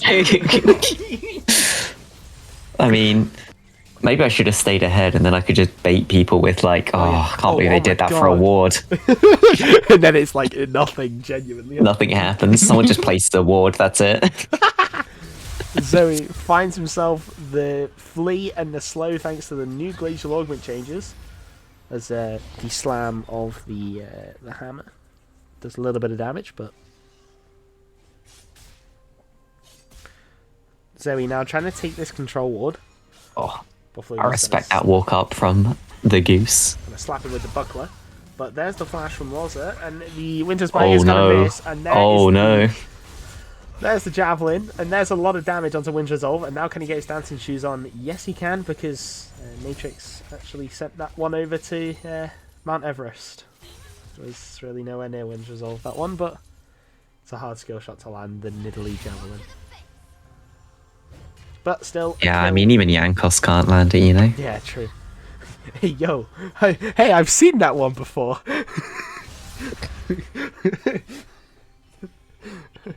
Ooh, big level lead in top. A very big one, and he does have level 6 now, so he can look for the fight, but I know O'Neal doesn't like to go the AP Shyvana. Never tower dive a Poppy, though. Oh, yeah. Asking to die.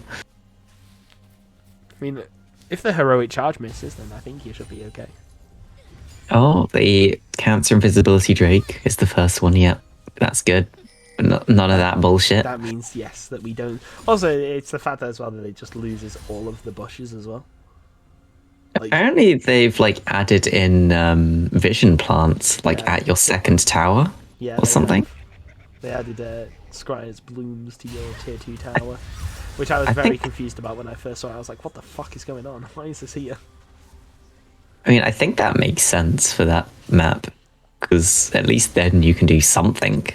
Yeah, to try and... I still think it's ridiculous, but... Oh yeah. The Lady Drakes are still ridiculous, as Zoe uses the invisibility over the wall. The javelin will miss again, and there is the ultimate by O'Neal. It's such a... He's not even going AP, it's such a ridiculous amount of damage. As Natrix is going to dash forward, leap forward I should say. The javelin toss is going to miss, and Hampy's constantly being dragged to this bot side of the map to try and cover his bot lane. Just because the amount of pressure that Natrix is providing. There's the javelin. Putting a lot of pressure down bot lane. Yeah, a lot. So they're leaving O'Neal on that little island. There's the heroic charge. Gonna miss the wall, but the electrocute Poppy. The thing is, they've not really got any advantage. Oh, Troll Zoe. Yeah, dead. Just level 3 on the shaker, but there's the exhaust and the Winter's Bite. But there is no Sonic Wave or whatever it's called for Lee Sin. Oh, Happy's alive! Yeah, but not for long, as there's the auto attack and the Dark Harvest will do enough, and it's Braum against Jin. Who wins? And Jin. the massive minion wave, yeah. Oh, she's got to put on the fancy feet. Nope. Not at all. Loza falls as well, and it's a 3 for 2. And I forgot I need to do this. I need to swap around Nidalee and Syndra on the scoreboard, so they're in the correct position. Sorry if you've been screaming at it in the chat for about 20 Oh, don't worry. Last game, the two team names were in the wrong sides the entire game. Oh yeah, I heard about that. I can't believe I messed that up. Something so simple. Are they in the right one this time? Yeah, they are. Yeah. Yeah. Okay. Oh, so he's still level 3. Oh, he's level 4 now. Well, I mean, level 3, that's all you need. 3 skills. You're pretty much done. Max level. Very true. You've unlocked all your abilities. What else do you really need in life? Like how I was there praising, oh yeah, immaculate Shaco boxes and then O2. Okay. Not even an assist to his name as well. It's the dash forward. But I mean, his baiting for deaths did end up getting Jin 2 kills and an assist, I think. Yeah, true. As Natrix is going to find himself the kill. Not enough damage from Wind Resolve, but Hampy is here. He's going to dash forward. There is the flash kick. I don't really think that's worth it because it's not a... Oh, there's the flea and the slow, and Saboteur just dealing so much damage. Then the 4-shot's going to come in. No shield. The Sonic Wave is going to miss. Potentially could find the... is it it's Deadly Flourish, isn't it? The W, yeah, I think it is. Yeah. To root, but opts to not go for it and farms up instead. There's Hampton Gates as Crocs. Ooh. Oh, Sonic Wave. Bot dive coming in. Oh, that was so smart. Very. There's Preston now. There, and there is the ultimate, but the stun's going to come out, and Sea Waves is going to pick up his first kill of the game. That's an important one for a LeBlanc. True, but Preston did also pick one up himself. So, in the end, I think it's kind of just equal what happened in that there. What happened in that room there. The Javelin does connect, and Natrix is going to have his pounce blocked by the stand behind me, and there is the ult from Kaiser, but it's gonna be enough actually as Natrix stays inside auto attack range. But this Jin 5-0-3 right now is gonna hurt in the later stages of the game. I was about to say in the morning. Jesus, my brain. Rift Herald spawned up in the top side. Neil got to pick up all those platings, and Saboteur now is in the 1v1 against Hampy. And I think we all know who's going to win that one. Yep, it's the Lee Sin. And that's a big shutdown. Yep, but on to Lee Sin. I don't know if that's the person you really wanted on. So it's fine. Oh no, never mind. Kaiser follows the same route as Ezreal, in that it goes Man Immune. And then I'm going to assume it's going to be Nash's Tooth and then Crowd. Oh, and steals it! Okay. We'll give over the kill. Not sure how worth that is. I heard that. Oh, and the Ignite I think is going to be enough. Is it? Yes, it is. Yeah. Just interesting attempt from Loza, but gotta remember, Ignite's true damage. Those extra resistances from the W won't actually do anything. He's smart thinking of those extra resistances, but unfortunately... Maybe the Guardian. Yeah. Guardian might have been able to be procced, but... Also, I've just realised that Saboteur is the same level as his solo laners, because Zoe has just been literally roaming around the map trying to make himself as big a nuisance as possible. Currently on the Wolves, just trying to slow down Hampy, I guess. But Hampy's just going bot lane. Yeah. The bot lane party and everyone's invited, except Shaco. Because Shaco dies too easily. So there's a Glacial Fisher. It's just going to get Gale Forced, and look who turns up. Matrix is going to auto-attack the controller, and the Javelin toss is going to be enough. The flash away there by Saboteur does give him a little bit of distance between himself and Hampy. Wind Resolve. There's the flash. There's an exhaust, though, coming out from the Kaiser. The curtain call may be enough. No, it's not, but the Ignite, sure, well, it wouldn't have been, but without that final bit of damage. But Natrix picking up the kill, nonetheless, as we witness a dragon go flying against its will. I have noticed Poppy with Electrocute. Is that a thing now? No idea. Your guess is as good as mine. I'm, as my name implies in the server. If you've seen the clip, then you'll know what I'm on about. It's I have not. just type it in on YouTube. It's so funny.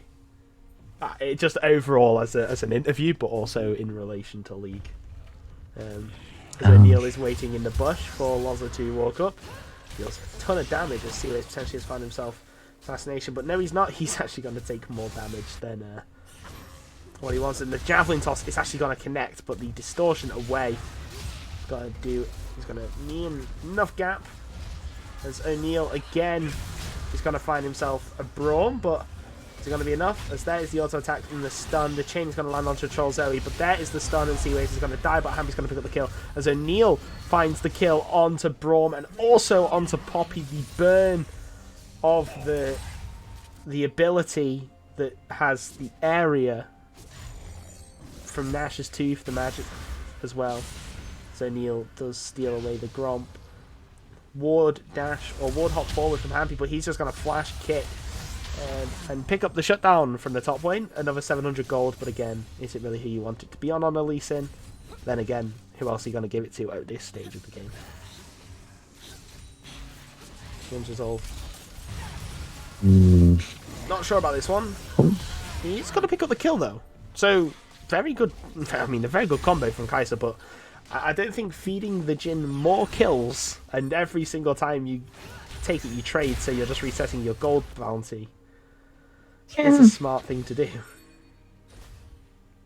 In theory, Kai'Sa got 450 compared to Jin's 300, so I guess catching up, but also lost that big wave. So, smells like desperation. But isn't there the stupid comeback mechanic now, where like everyone's just like, you shouldn't take dragons because of how strong the comeback mechanic is. You'll just lose the game if you lose one fight. When you're ahead, if you take all the dragons. Yeah, I saw that. Where people are like, yeah, we just shouldn't have taken the soul because it meant that we could lose the game. So he recognised he was a little bit dead. I think that. I appreciate the attempt. It was good. Yeah, a nice attempt. But as soon as he gets Imperial Mandate, as the stun does come up from Preston and just showing the absolute raw damage potential of a 3-in-1 Syndra. Just noticed, wasn't Winds Resolve the mid before and Seawaves the AD carry? No, Seawaves is the sub. Kaido was the AD carry, but his internet is shocking, so they're playing with Seawaves as the sub. And to try and limit the amount of role swaps, they've put Winds Resolve on ADC. I see. I mean, if Winds Resolve was mid, it would have just meant Yasuo and Yone were like permanently banned the entire game. Not the entire series. Well, I don't know, Preston can play them, right? Yeah, Preston can play them, but I mean, yeah, Girl can first pick them, but as Winds Resolve is gonna try and assassinate the tank Shyvana. An interesting decision. As the burn does come through. The Acathian Rain, not going to do much, and you're just going to get swiped out. And O'Neal, with the 2-level difference, and the more item and more gold difference, wins that one, as the tier 1 in the bot lane finally falls the way of Girl. They've been besieging it for so long. As Hampy is there, but Natrix does find himself the smite. There's the stun, there's the root, and there is the unleashed power. I think LPM letting a little bit of the tilt of game 1 get to them. Game 2. If they are making little mistakes like this, which are costing them a lot of ground in the game. I mean, they just need to wait now, don't they? And like get the objective bounties, and that gets them back into the game. Yeah. I don't think that was a great Braum ult, but no, it wasn't. Well, it wasn't the best Braum ultimate, but Winds Resolve does have on the dodging shoes. Oh no! You'd be fuming if you were Natrix there. Winds Resolve does get tagged up, and he. Oh wow! Okay, that's a lot of damage from the curtain call. One-shotting almost the Kai'Sa. Did 2 shot, but still nevertheless. Yeah, that was 690 something damage from the final shot. It's based off like missing health. Missing health, but then it's like he was almost half health. Kai'Sa's like 1400 max health. What max health are they basing it off? Late game Scion, of course. Ah, it's missing health, so 50% missing Oh. means he does that much, which is enough to kill us, so it's kind of Understandable. scary. But, you know, Burst is down in the game from last season, apparently. Yeah. Oh no, sorry, from 2 seasons ago. Yeah, I agree with I don't- Riot on that one. As Zoe, it was questionable what he was doing there, but I think Zoe's just having fun this game, just slowing down as much as possible as he can. Wanted to play some Shaco. Fair play. What's good for the comp? No, pick me Shaco. I mean, they picked it first. It wasn't his. But we need a Nautilus here. No, Shaco. It was just, what kind of comp are we going? A Shaco comp. Are you sure? Are we locking Shaco first? I don't care what you play. I shall play Shaco and I shall have fun. Oh, he's swapped Imperial Mandate. He's going Leandri's Anguish. Ooh. The anguish of seeing someone purchase a mythic and then sell it to swap the mythic. Surely It's no longer called Teleport. It's now Unleashed Teleport. Yeah, once it reaches 14 minutes. Oh, so you can only go to towers pre-14 minutes. Okay. Yeah. I had no idea how they changed it. Big fight, though. Yeah, Zavator falls first as O'Neal is gonna potentially They're just... 1v4, but the girl reinforcements come in as O'Neal finds the kill onto Loza. And 3 for 1. There was... No, I don't think But that's... the objective bounty, 300 gold. So really, it's like a 3 for 2. Yeah, true. Except they're also going to get a turret. Yeah, they are also going to get another turret. They are probably also going to get an inhibitor. No, they're not. They don't have a wave. So, LPM live to fight another day. As the Voidseeker does land onto Natrix. The Voidseeker lands onto the Shaco box. As the... 300 bonus gold is really not that much extra when split between the entire team, to be honest. Nope. As the Dark Sphere almost takes out Wind's Resolve from existence as Hampy tries to go in with the Sonic Wave. Deals a good chunk of damage, but it is just straight up... Oh, that didn't connect. That wasn't on there. Matrix. Still. O'Neal now transform, and there is the massive damage of that ability. Like, it's not even with AP, Shyvana. Still dealing massive damage. So O'Neal comes in and is just gonna... Oh, Preston, never mind, he's gonna just take the kill with that... I've forgotten the name of the ability. Oh well, never mind. The E of Syndra are just gonna force them away. And O'Neal actually reading Sea Waves beautifully there with where he placed that Q. As there's the... Was that an ultimate? Yeah, it was indeed. The curtain call. Zoe is in the 1v1. Almost dies, but Buffalo Goose doesn't have just that... Not enough though to have that extra edge to find the kill. I tell you what, it was a very quiet game for this LeBlanc. Didn't really do much. Yeah, I mean... Had the chance to do much, but... Really needed to do something with that kill. Yeah. You know, just maybe, you know, considering you saw how hectic the bot lane were, just roam down a little. Roam down and give a little bit of support to your bot lane. And I think going Zonya's second kind of seeds that you lost lane really a little bit. Or that you kind of lost the early. You're now trying to recuperate by making potentially stupid plays, but Buffalo Goose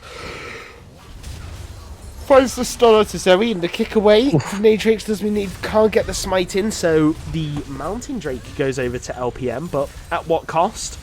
As Poppy falls, Braum is next. O'Neal trying to run away. Is still a net gold positive for LPM as they got 700 bonus gold from getting that Drake. Nah, you're joking. Let me do I'm this. looking in the chat. Bonus bounty 700G split for their team. I disabled the chat because I thought I'd end up just reading it. Let me 700G split between their team. So you got to remember a decent chunk of that is going on to a Braum and a Poppy 140 gold, by the way. and a Lee Sin. It's still 140 gold. That's a very decent. I suppose it's kind of a fair comeback mechanic when you think that the enemy team's 10k ahead after that. Well, wins resolve. Ooh, Resolves no more. Zabator. But Zabator gonna use the Gale Force. Oh, Can't do anything unless the the stun. outplay. Oh, it's beautiful from Girl. The stun to Javelin. Everything. Raw There's the Malt can- TP from Shyvana. And it looks like Girl are going for more as Hampy falls very low. Zabator waiting for the reload. He's going to use the curtain call. And he's going to look for the kills. But Buffalo Goose is just ignoring the Jhin that's in curtain call. So did Sea-Waves as Zabator falling very low. But it doesn't matter. The force of will or whatever from Preston. The Gala gonna try and force the end. They are indeed. It's a bit risky, but As the Sonic Wave does land. Zabator expecting Hamby to take it, the Lee Syndrome. But it was not in effect this time. Zoe is here as well. Yeah, you'd have to feel that the girl definitely love to do something as Sea-Waves trying to use that distortion forward to try and do anything, as Zoe's going to use the clone to allow Zabator to root up Loza. There's the flea onto Hampy, and he's going to get slowed up by the knife in the back, and Zabator is going to fall thanks to the Kai'Sa ultimate. And he's going to, and Wind's Resolve is going to be able to flash away. O'Neal is trying to gain revenge for his fallen comrade, but takes the Kai'Sa down to 1 HP, but that is only what he can do. And Girl really have to retreat now, have to try and get out with what they have, as the flash kick only leads to death, as there is the flea and there is no way that Zoe gets out. There's the flash and the Q is not Oh gonna no. land. Oh no, She just needed to auto. oh no, it's disaster. That's a tilter. Class, and Preston picks up the kill. Buffalo Goose gonna use the heroic charge, but the ultimate coming in and the javelin toss. Oh no, it's a absolute disaster class there by LPM, but they still have the LeBlanc and the Kai'Sa to change this. As LeBlanc, as Kai'Sa now actually does have Crown of the Shattered Queen, but the javelin toss going to shatter that crown.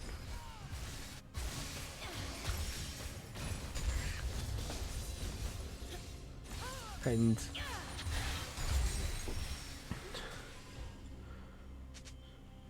now seems like Baron is the target for Girl. Well, what do you think of the state of League now? I don't play it anymore. That's what I think of the state of League. The end of Gablet casting CoraL question mark. Well, I haven't casted since like week 5 of the last season. Blue team's inhibitor Yeah, is wow. soon. But yeah, I mean, they could fix it, but it just feels like they don't want to. They want to keep just layering on stuff instead of thinking, oh, this really fucked up. Maybe we should think about undoing that. Yeah. See, that's how you end up with stuff like the new camouflage zones. Rather than thinking, oh, everyone hates this, they're just like, oh, we'll just add some Scry's blooms, it'll be fine. If I go in someone with a broken leg, here's an ice pack, that'll fix it. Yeah. It's, It's more like somebody's got a broken leg, and rather than, you know, like trying to fix it, you're just like, oh, here's a wheelchair. It's like, thanks. great, that's not really what I asked for. I want you to, you know, put the bone back in my leg, thanks. There's Loza. Probably should stop talking in anecdotes as Loza falls very low. Zoe's Ooh. clone gone. There's the stun onto Buffalo Goose, but Loza going very, very low and dying, and that's the Braum gone. There's no Braum ultimate, and the Do you have the Poppy damage? ultimate miss. Yeah, they do indeed. But Hampy has to look for something here, I think. It's Wind's Resolve. Oh, The Evolve the it's Caffeine a range. decent chunk. Yep. Chunking onto. The girl is just playing it slow. Yeah, and it's exactly what they need to do. That's Because LPM probably is all it. about the burst. And there's the Ooh. unstoppable Oh, the by tower? O'Neal. It doesn't matter. 2-1 to Girl. And this could be the final match. I'm not sure. I will see. Oh no, they are still going to best of 5, so they are creating a custom game. Oh, So if you oh, want at to least one more match. yeah, at least one more match. Maybe 2. Ooh. Ooh, tension. Tension, excitement, League. See. No, I thought about trying it again because I haven't actually tried the game since Oh, preseason started, and I was like, no, this is bullshit. Like, it didn't fix anything. the game is not But fun anymore. no, No, I mean, I it's. don't know. I just play stupid stuff like RE support. That was fun. I don't like playing League anymore. That's why. That's why my status in the game is I don't like this game, and I'm Ugh. meant to be playing next season. Fuck. Ugh, Pain. that's I just won't that's a practice. pain. I just won't practice. Just play whatever you find fun. For wanted to play as a forced to play action.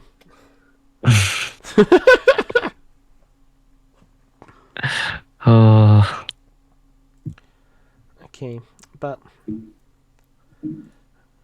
now moving on to game. I mean, I won't have to have a break now because I didn't have to talk as much. Woo! hey, Jay, I don't think that fun. there's anything. Oh, go on. No, I was saying fun. Oh, fun. Woo! Yeah, Ooh. party. But genuinely, I don't think that there's anything that LPM can really do in terms of bans. Like after last game, like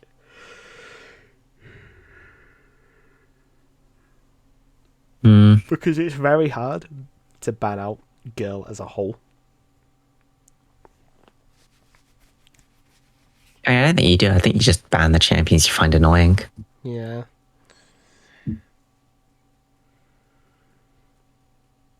Like Shyvana. Oh well. The mods chat goes back like goes back ages.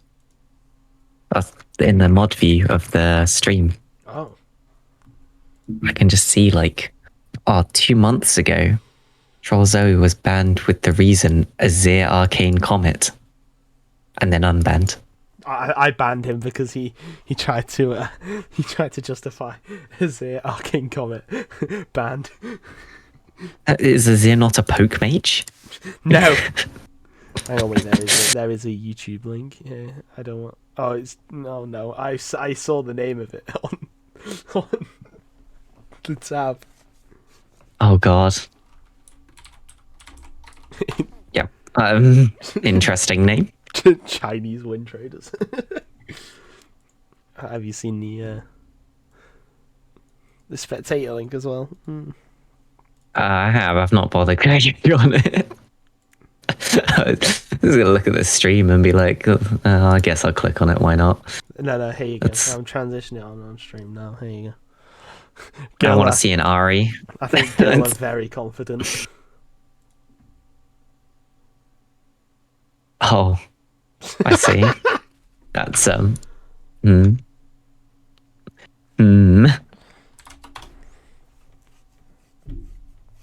Ah.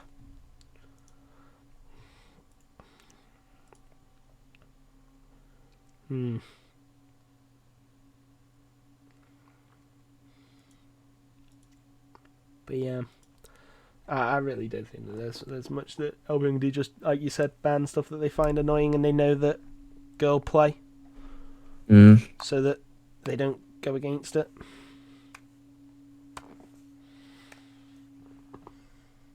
I mean, it's kind of like what girl do every game, really. No, my earphones. Oh, okay. Oh no. I was for some reason just flicking them about, but it looks like they are just going to be the exact same bands: Evelyn, Twisted Fate, and Talon. Now, I don't really see the point of the Twisted Fate ban, because I know Preston's a big Twisted Fate player, but he only really plays it when, like, you know, it's like a game 5 situation, and he's like, I just need something that I can play comfortably and I can Yeah. go out. I can go to my side lanes and help them out. Whereas if it's like like a normal game, well, or not a normal game, but if it's like a game 4 or game 3, he'd be like, "Oh, I'm just gonna play like Xerath." But Echo locked in first. As I've just realised the draft music is not playing. Oh dear, that's not great. I was looking for one of my friends on my friends list on League, and I can't find them. And they must have changed their name, but I have no idea what the hell it would have changed to. It's like, wait, Wait. Oh, I realised it's not LPM. It's Girl that have locked in Echo first. Oh yeah, I just kind of assumed. Yeah, I That's assumed it was different. LPM. Okay, yeah, Girl opting for Echo. We got a blind Blitzcrank. That is Interesting. that is something. They didn't ban Morgana either, so like just well, Blitzcrank and See, Xayah. So Xayah already locked in. oh my god. Pretty Yumi and much Ezreal. the entirety of the guys I play League with have not played since like December, like mid-December to or earlier. That's I think that shows you the state of the game. yep. I want to be able to quit. I'm probably, to be honest, after next CoraL season, I'm probably just going to quit this game. Honestly. Just, I can't be bothered with it anymore. I play it for lols now and then, but I'm not gonna like Yeah. massively play it. Everyone it's just like, I mean, it's starting to get hit by massive power creep as well. I can't wait for Zeri to be. Starting. Yeah, I know. I feel like Zeri's gonna be underpowered as fuck, honestly. Like, she looks like one of those champions. They're gonna be like, oh yeah, look at all these cool things, and it's just not gonna work very well. It's gonna be like first like week of release, she's gonna have like a 10% win rate, and then one person's gonna upload that like top 10 tricks, like Mobilytics is gonna upload top 10 tricks you should know before playing Zeri, and then it's gonna skyrocket to like 80% win rate. No, I reckon it will release. Zeri will have like 45-ish% win rate or something. Then right, we'll get, oh shit, we need people to play a buffer. They'll buffer, and then people will realize what they're doing wrong, and she'll jump up to like 65% win rate or something like that. It'll be the classic Riot not quite realizing that they should release it Balance. slightly stronger than just nerf. Yeah. Is it the end of CoraL? No, it's not the end of CoraL. There'll be people willing to pick it up and Oh yeah. cast and. Yeah. It's just mine. I don't. I will happily like stream and cast. I just don't want to play. Like, fuck this game, unironically. Fuck it. The only thing it's good for now is the tits. Unironically. We're past the 9 o'clock watershed, I can say that. Yes. Yeah, that is true. I'll pass that. Anyway, we should probably talk about what's happening in draft. Ezreal Yumi. Ezreal, Yumi, Xayah, Lilia was locked in. I guess LPM are assuming that is an Echo jungle. Veigar locked in. I would assume that is the O'Neal special of Veigar top lane into Renekton. An interesting pick, I must admit, because you know he can dash twice if he hits an enemy. And Yone mid lane. Oh. It's an Echo jungle. And that leaves us with mid lane pick for LPM. Yeah, I'm going to assume that this is going to be like something that. LeBlanc? I wouldn't say LeBlanc. I'd say more, maybe Seaways will trust himself on the Victor again. I think LeBlanc could do pretty well to get into Veigar, Yone, Echo. Ooh. Interesting. Okay, so that could be Renekton or Pantheon mid. Yeah. To be fair, any of these champions could technically go in any of the 3 positions. Mid, Lilia top. jungle, or top. I would not expect Renekton jungle, but you could. You could. If you wanted to have fun, you could.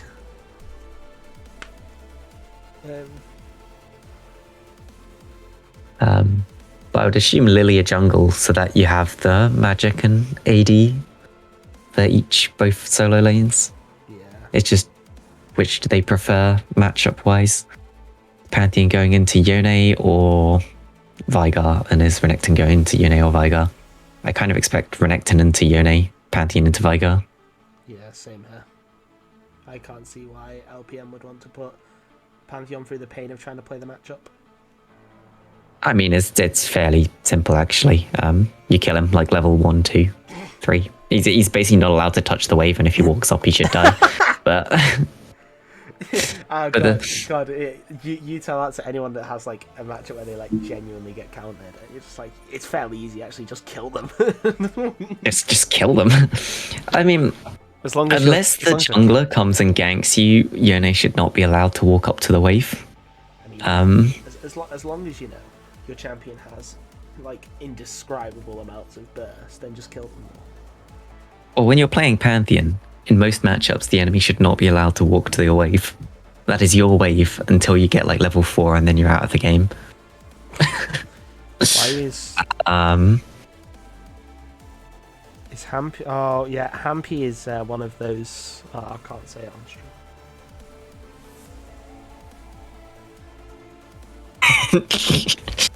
He can't do bans. People don't know how tournament draft work. Oh, so he was just going through all of the bans and. All of the bans.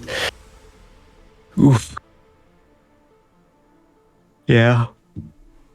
Yeah, that can happen. I think there was one time where I forgot about it.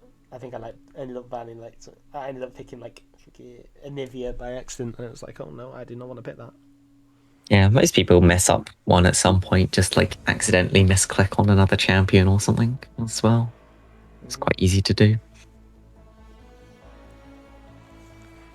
I just don't fuck around, to be honest. I just ban. If I'm banning, I just ban all the A's. I like the one where we were bored in draft and we were just like, oh, let's just let draft run out and choose as a champion, and that's what we'll play. Oh, yeah, and it ran out and just locked in nothing, and we're like, what do we do now? Fuck. Then I end up having to come and be like, I'll just do ultimate bravery, lol. We were laughing so hard, I think we missed the next pick as well. Yeah, you did. Because I remember that day. I was like, guys, what the hell's going on? And then I forgot that they could see on stream my Google Chrome. So it's like they saw me type in ultimate bravery, so they knew what you were doing.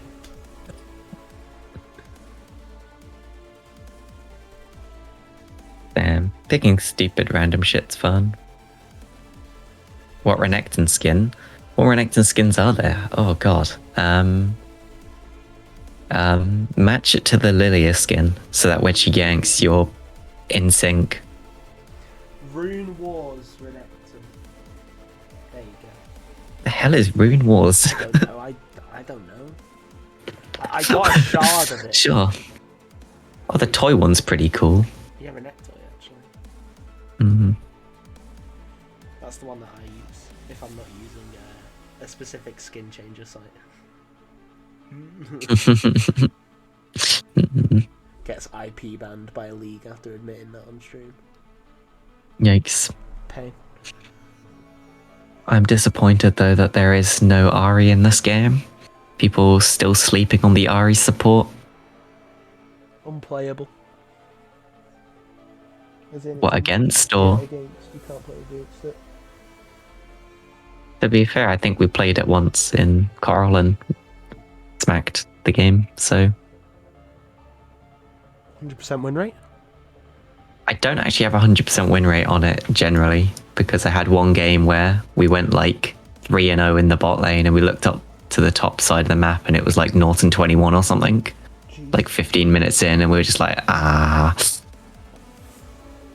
unfortunate. So maybe an FF, boys.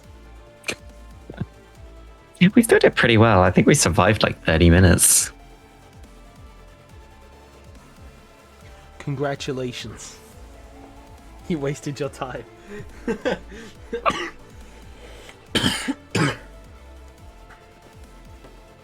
I wonder how this game is going to go though, because Girl are definitely... I mean, Girl played like one game of just, let's have fun, and then now they've played 3 games of fuck you.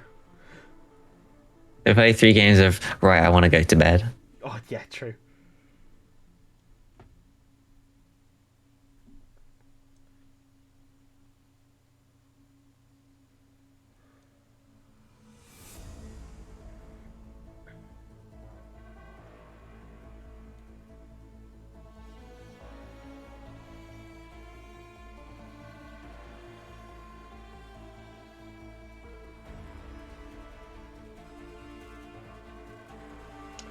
Yeah, it's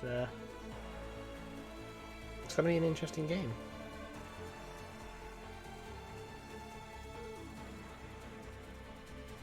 Oh, Happy in the chat telling Preston to go Spirit Blossom.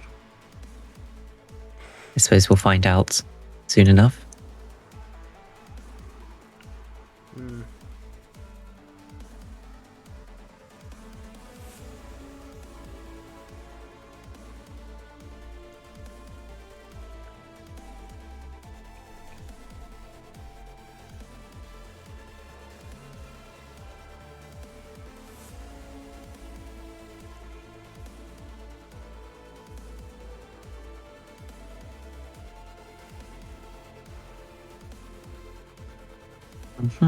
Okay, so I mean, Blitzcrank, not gonna have a fun time. That's kind of what happens when you lock in Blitzcrank. Mm-hmm.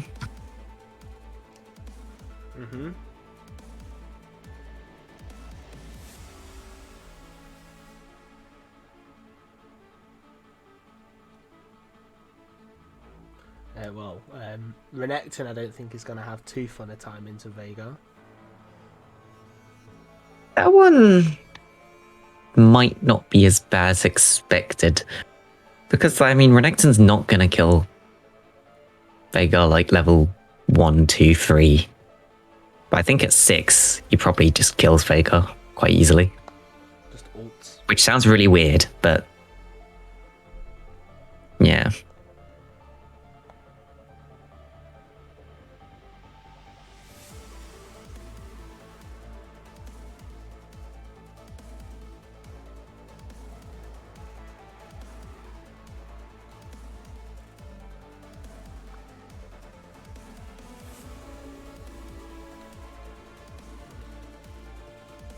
We've seen also the new rank orders.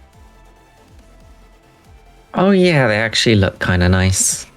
I think they look To be honest. compared to the old ones. But you don't like the little like wings under the icon? Is that what you mean? The one where it's just like a little thing underneath where your icon is? Literally just looks like a bird, and then it's just the colour of what rank you are. I had like a plat in my TFT game, and I thought it was a silver. I was like, "What is a silver doing in this lobby?" Clicked on it, was plat 4. I was like, "Oh shit." I mean, yeah. Plat, for some reason, they always make platinum a green color. Also, can I just ask, what the fuck is the new trailer, by the way? Why is it also real? Like, realistic? Why are they realistic? Riot are turning themselves into a... But Pog Sejuani was there. Yeah, they're turning themselves into a... What is it called? Like a animation studio, I assume? Which is... I hope so. Can you imagine? That's what they should do. They're much better at that than they are at keeping like track of their own games. So, God, we can't balance our indescribable mess of a game, but we'll tell you what we can give you: realistic titties.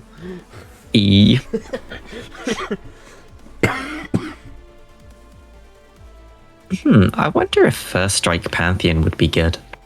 Oh, do we have the spectator thing again? Yes, we do. Yay. Is this just... You just automatically every single time? Like, is it that bad? It's just every single time? Yeah, it seems so. Seems like kind of spectate properly.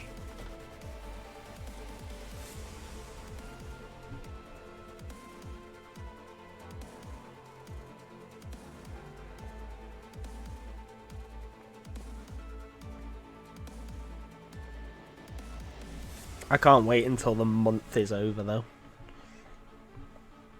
You know, when you just play like that one ranked game a day, just to be like, oh, I'll play League, oh, I'll dabble, and then next minute you've just got like you're not playing against those like diamond sweats that got fucked because of the MMR reset.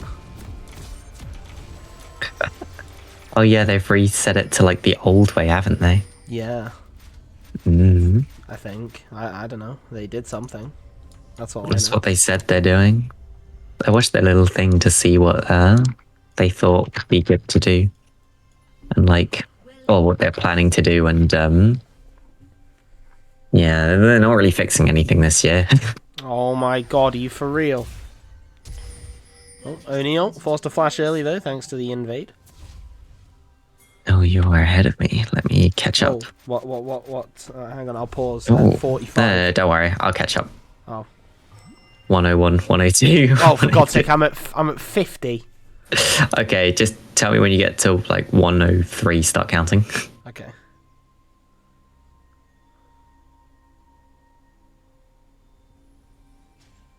"103, 104, 105, 106, 107." Okay, we're good. Okay. There we go. And interestingly enough, Seawaves has taken Teleport into this matchup. I thought he would have taken either Exhaust or Ignite. Personally. Why is this OP? They changed to TP from a top laner's point of view. Okay. Did someone just try and say they changed TP from a top laner's point of view? No, as in like, what? Why is the change to TP overpowered if you are a top laner? It's not. Because this way, You your can team only cannot flame you for teleporting to lane. You can only TP to lane, therefore you are now practically for 14 minutes unflammable. You are on your island just like you like as a top laner, and nobody can call you bad for it. Nobody can say you need to get good. Yeah. Because that's just how it is. That is exactly. That's how Riot would like the game to be played. Oh, a hook. Unfortunately, level 1 means no root follow-up. Oh wait, no, Seawaves is playing into the Oh, top he's- lane. They are doing the... The funky Renekton into Yone, Pantheon into Veigar. So I mean, that's why he you'd took expect. TP. Makes sense. Does make sense. Is that Bewitching Yumi? No, it's not. It's Heartseeker. Heartseeker Yumi. I recognise it because I was very close to buying that Chroma when I used to be a Yumi bull trick.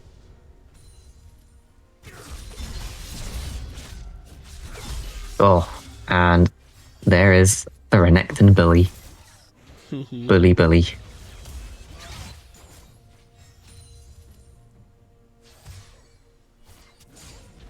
Yeah, he's really bullying out here.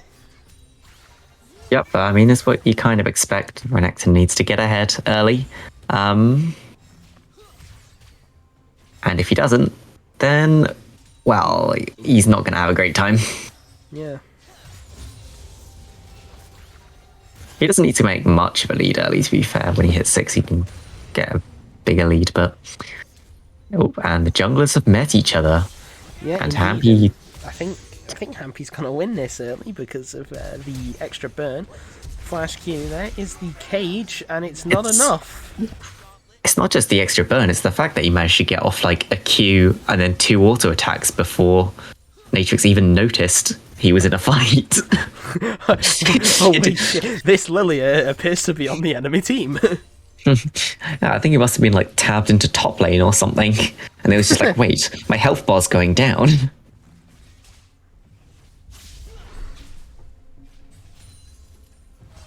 But yeah, you take those. Yeah, absolutely. There's the hook. Ooh, okay, Loza, calm it down. I think if she'd hit that, she might have been in a bit of trouble. She was on half health, and I don't have chat. Can you tell me why there's been a pause? Pause. Wait, let me read. Yeah. Take this how you want, but my hands are sticky and need to wash my hands. Coming from Hampy. That play made him a bit too excited. I see. He's nutted. Bro, you're playing Lilia, man. Calm it down. This lane swap feels illegal, by the way, but never mind. I mean, this is why I don't like the whole you have to play your one role assigned thing, because it's just like, why wouldn't you want to? One role assigned. It's the fact that you can. Oh, it's the pause to maintain competitive integrity. This isn't a glitch. Oh, of course. Because Riot, the forefront of their mind is competitive integrity with some of their updates. So rather than keep us on the pause for the right amount of time, what they've done is they've made us pause after the pause. Yeah, see? Genius. Very smart. Echo now coming in. Loza forced a flash, and even with the mana barrier. Yeah. It's not enough as Echo, or Natrix, I should say. Also, I didn't realise how disgusting that sweetheart Yumi skin is with Star Guardian Ezreal.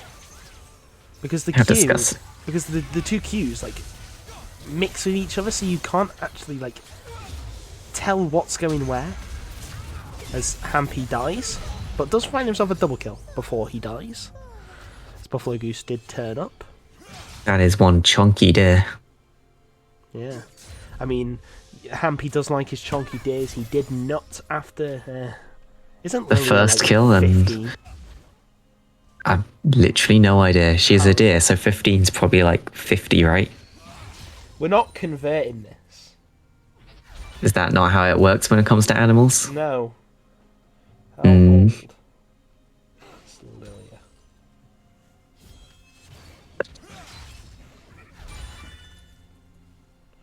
Well, we will find out very soon. Also, Lily with the Dark Seal, unfortunately losing all those stacks, but would have had quite a few stacks.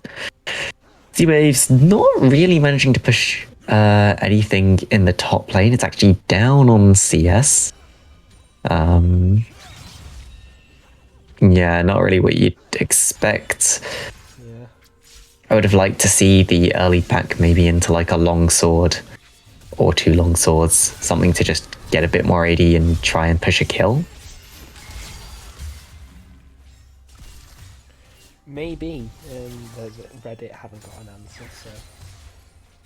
Maybe Hampy is just going for this. I mean, he's recognizing how strong he is, but.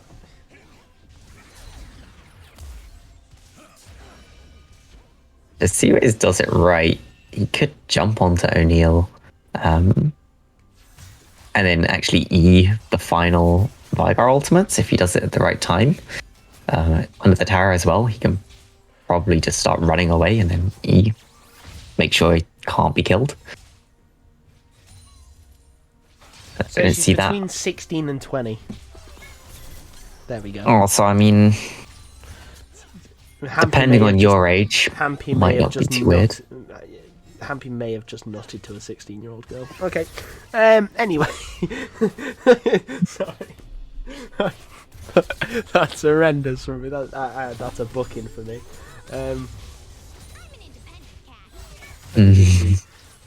Wind resolve, getting off a lot of auto attacks on Xayah. I love Xayah as a champion. I wish Xayah was still good. Honestly, I think she's a really well-designed ADC. I think both Xayah and Kai'Sa were both like really quite well-designed ADCs in terms of what they do. Kai'Sa is a bit of a like issue with balancing, but like still pretty well-designed. Did Seaways just flash in there for that? No, Seaways flashed away. I think he flashed in. Oh, beautiful. Beautiful outplay by O'Neal, pressing his R key. Interesting. I need to sound not so salty. I played Veigar in a game of CoraL. Yeah, using the ult to get Hampy low enough so that Echo or Natrix could follow up with a kill. I keep on forgetting that Natrix is playing because his account name is a fresh start. Yeah. It's like, well, getting that fresh start. yeah, fresh Interesting Pantheon tech. When you have your fully charged thing, like you do now, Yeah. you should usually start off with W pretty much no matter what your what your rune is. Oh. Because the thing is with the empowered W, you instantly get 3 charges out of your 5 back.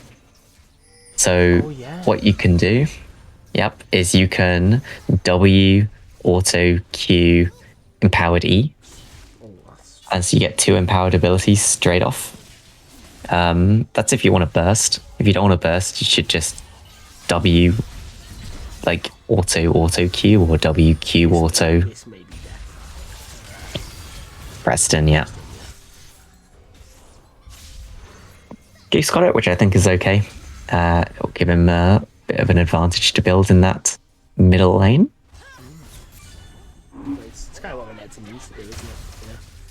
Yeah. Nice block there from Seawaves. Don't turn it round, but The W as well. yes. I think, because of how it works. Oh, there's the drowsy. Oh, Ooh, no. the flash away, but No, Zab has no flash. Oh wait, he's still alive though. But there is the. it's a double for the croc. I couldn't tell what's going on because Zoe used the you and me on Natrix as he ulted. So it stopped like mid-cast, but he still went the full way. So he just went into the middle of 3 people, got instantly stunned by Renekton, and it was like, well, I guess it's time to die.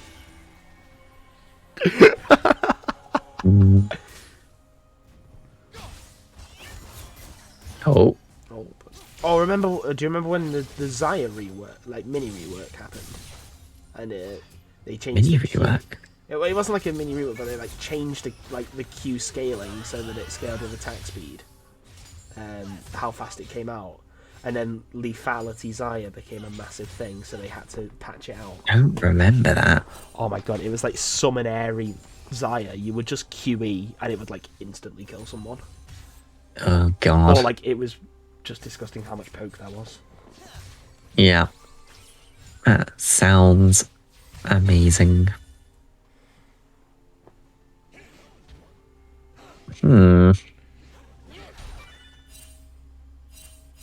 Anyways, has used all of his charges there of the corrupting pot.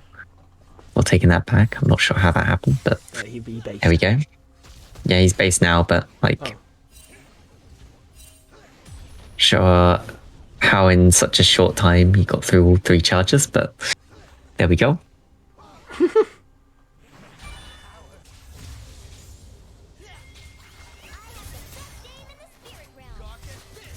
As Natrix is looking for a gank top lane, or to counter gank, I should say.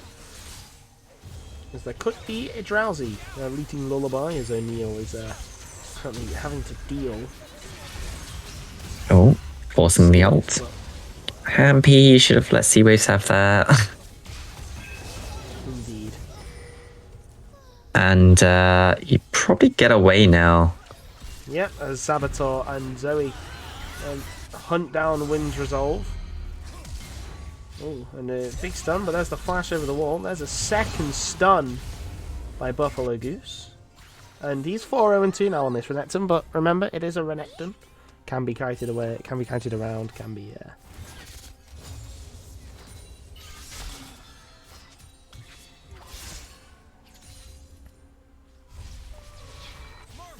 Can be, killed, I should say. I should finish off my thoughts. Currently, LPM are ahead. If this goes to game 5, my commentary is just going to be, oh, and then it's just going to be like a team fight in silence. Because my brain is just going to be like, down. Like My brain was done ages ago. I'm technically on call tonight for work, and I already got called once and had to sort something, so that was great. Majority of my time was going, how do I do this really easy thing again?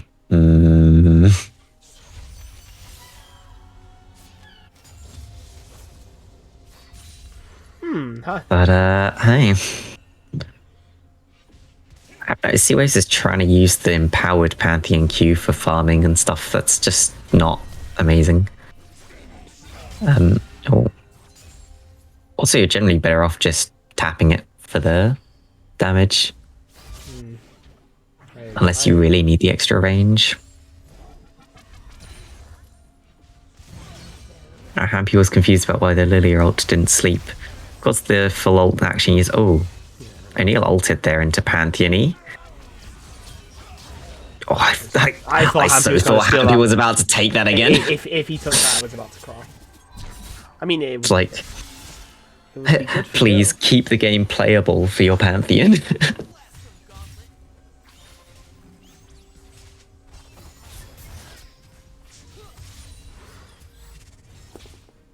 I mean, honestly, it also can just fish for hooks. Oh, there we go. Yeah, but it's a root under tower. Late. As Zabator picks up that kill, the Q is going to come out. And they did not respect the fact there was about 8 feathers there. Oh, Zoe's playing with fire. I genuinely love the fact that Xayah can genuinely be classed as like a unique champion. Yeah, she's like a control mage AD carry. Which you'd love to see. It's like, ooh, just like Ezreal's a poke mage AD carry, Yeah. which is cool because they both have their unique things. I'd say Xayah's probably like an assassin AD carry, honestly, but it works pretty well. Preston gets. There's so much damage, dude. Like I don't. So much damage in this game now. It just doesn't feel fair. Like you don't have a chance to counterplay it. Our problem isn't so much that there's so much damage, it's that building defenses does fuck all now. Like, it used to be you could build a defensive item and it might buy you like 10 seconds. But now you build a defensive item, it buys you an extra second, and it's like, in what fight is that realistically useful? None. Almost none. So, you know, sometimes that extra second will let you throw out a skill that will like save your life or kill someone, but it is almost none. Yeah, I mean, if we're going to bring it back to the game, the positives for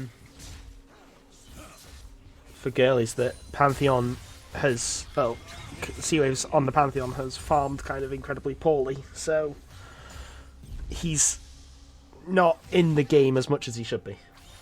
No, and that's not really what you want to see from a lethality user, is being behind. Ooh. Oh, Zab. Could not get off the last auto When attack. Son needs the auto. Yeah, but did not. Yeah, he needed to just keep autoing there for the healing. Yeah, The minion attacks were. oh, Loza versus Troll Zoe in the minion wave. Who's going to win? All the auto attacks coming down from the Yumi. Zoe does have the inbuilt healing. Viker's on 124 stacks, if anyone wants to know.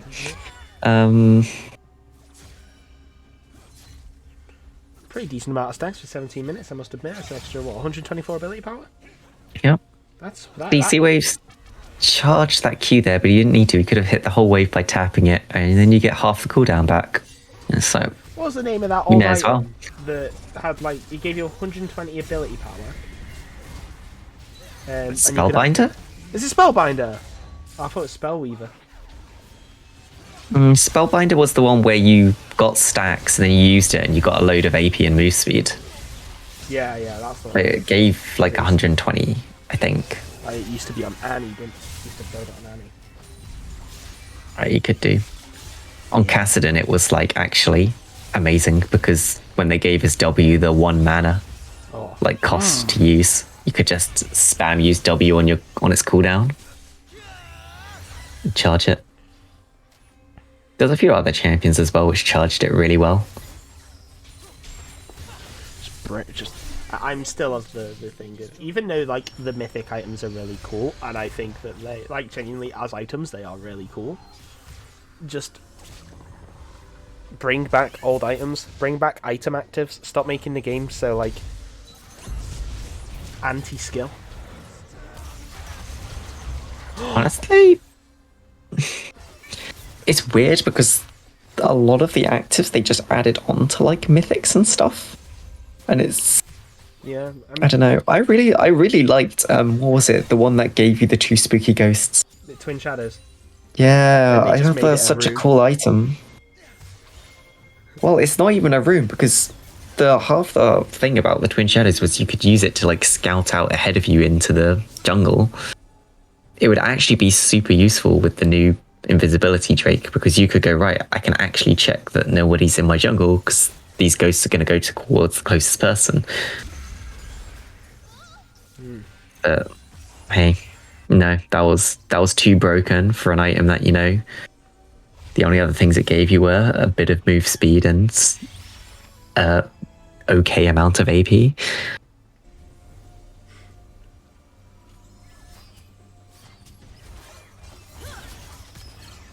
And honestly, so the new mythics they added just sounded so stupid in the pre-season. Like, I think a big one was the removal of Unmake. I think that was sad. oh, Yeah, Zab caught out. That was nice layering. Yeah, all Uh, around. Natrix forced to flash. And if LPM win this, they have a chance to, despite not originally qualifying for playoffs, yeah, they could win it all. Oh. Um,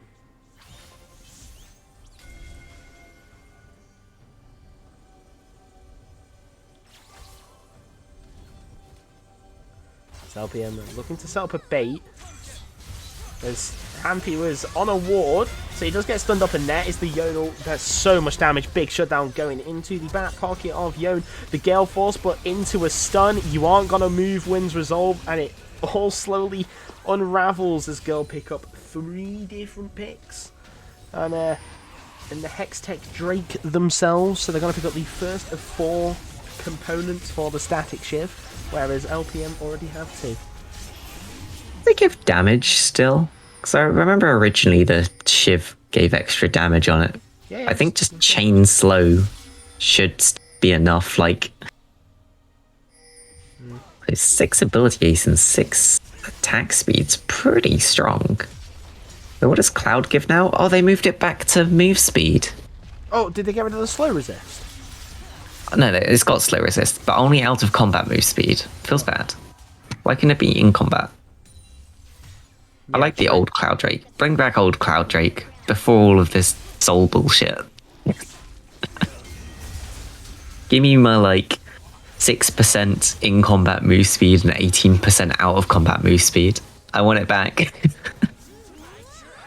Give us back what we want. I want to be Janna just moving around the map as if I'm Rammus with Q on.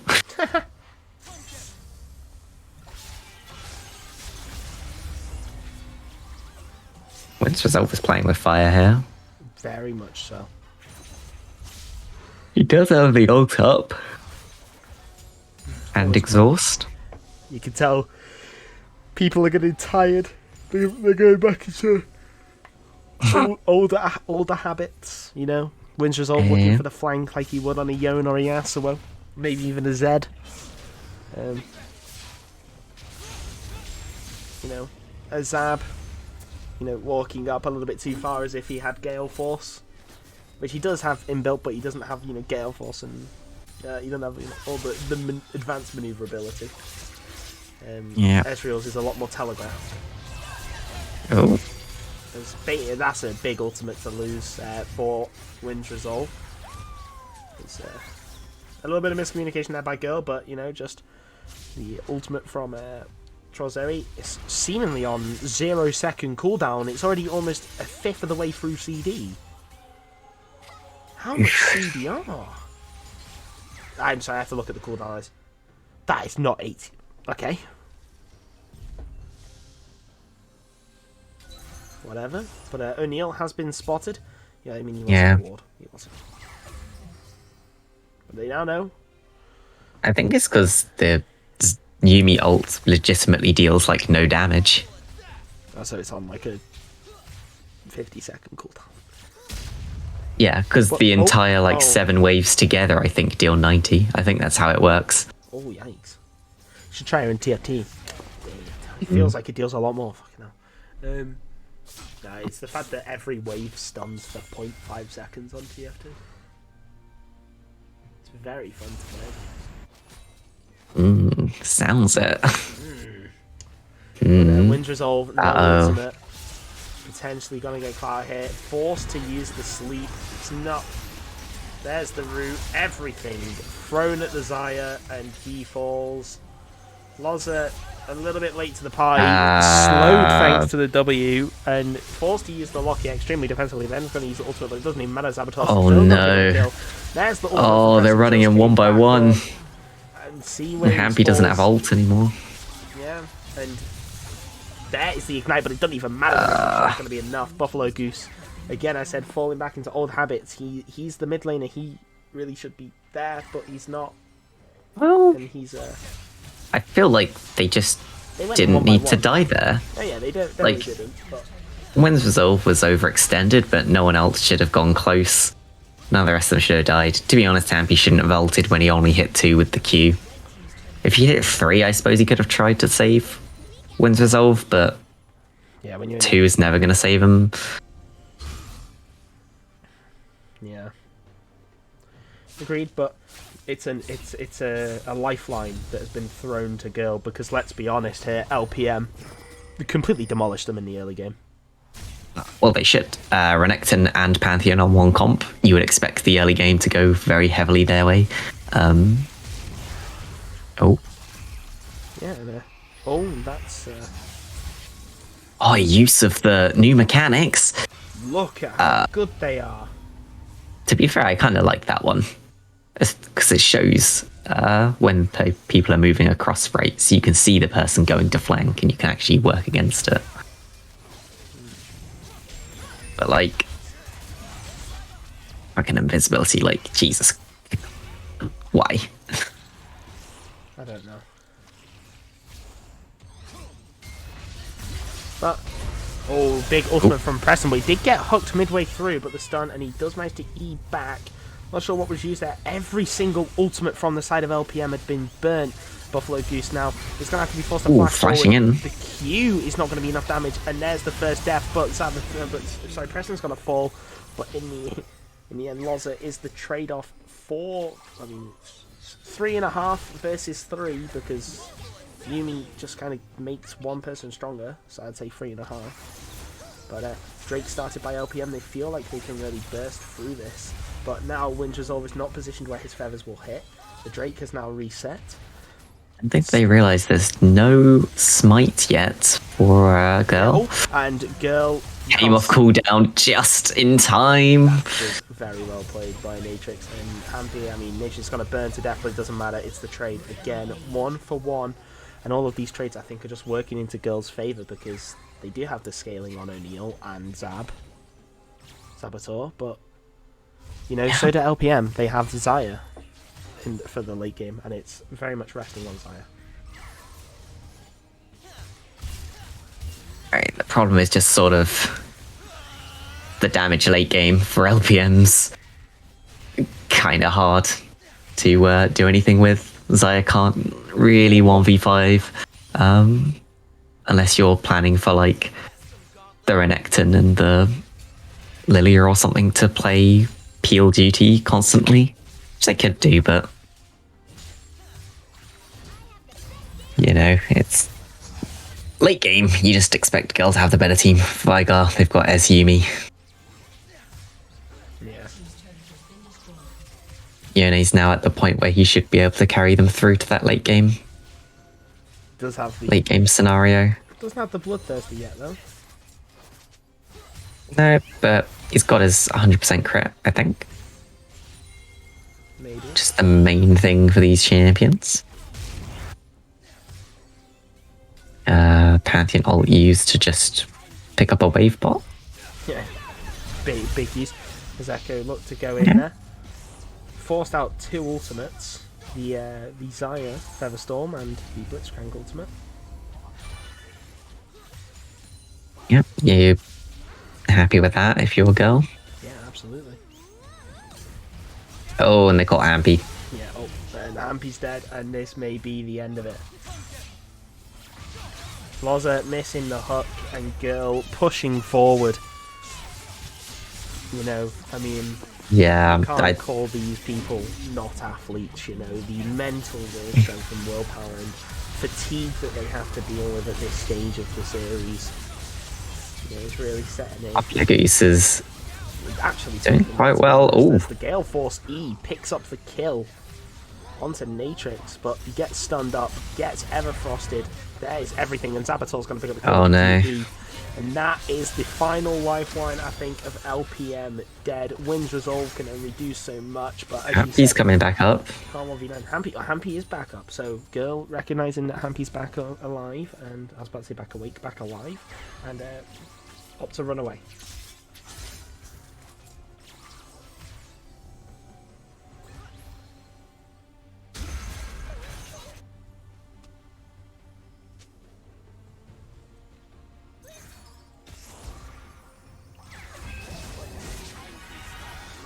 Oh, there's a stun, but there's the sleep to follow. Is there any Everfrost? No, but there is the hook, and the shutdown goes to Blitzcrank. And that's not who you want the shutdown to go to. Really not, as Preston. Brilliant stopwatch by Hampy. Completely denies the execute on the E.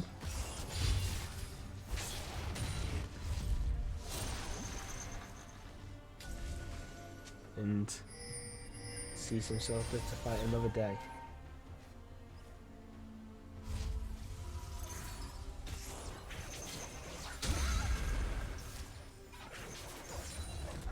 Well, he's living to fight wolves, more like.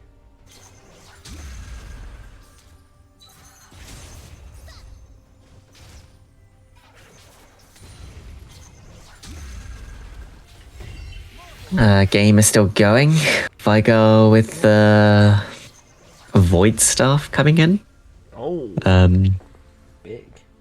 avoiding those mercury treads that have been built by 2 enemy team members. Gee. Not sure how much worth void staff is now if the enemy team doesn't actually build MR. Yeah, and Oh, that was a mistake. yeah, never mind. Natrix is gonna fall, but Preston just has so much healing. And I can't find a kill with the execute, but Zab is just constantly moving forward. Stars like Carl, the Shatter Queen, but never mind, it has now just been destroyed. Bambi, there's the sleep. Hampy. Why would you sleep that? But it's a... Oh, never mind, it's because Buffalo Goose is coming in on the side. There's a stumble. Buffalo Goose uses it onto Zabator, and now Preston is on the way back to help Zabator fight the man himself, the big crocodile. And he gets killed. Zabator with a brilliant action, brilliant E over the wall. It was always going to be a 3v4. You had 2 members on like 100 HP. They can't. There's no way they could help. I mean, Blitzcrank might have been able to hit a hook, but he'd instantly die out of it. And Preston actually falling, and so is Zab, and maybe so is Zoe. Girl getting a little bit overzealous with their plays.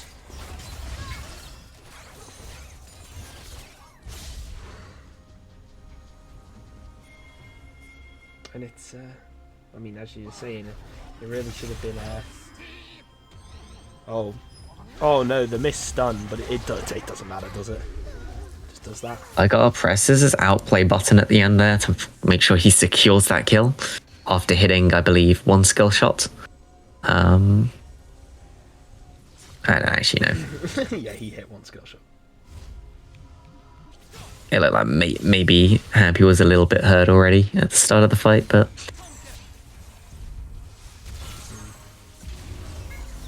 all you can really do against void staffs is build health, and to be fair, Happy has 2 health items.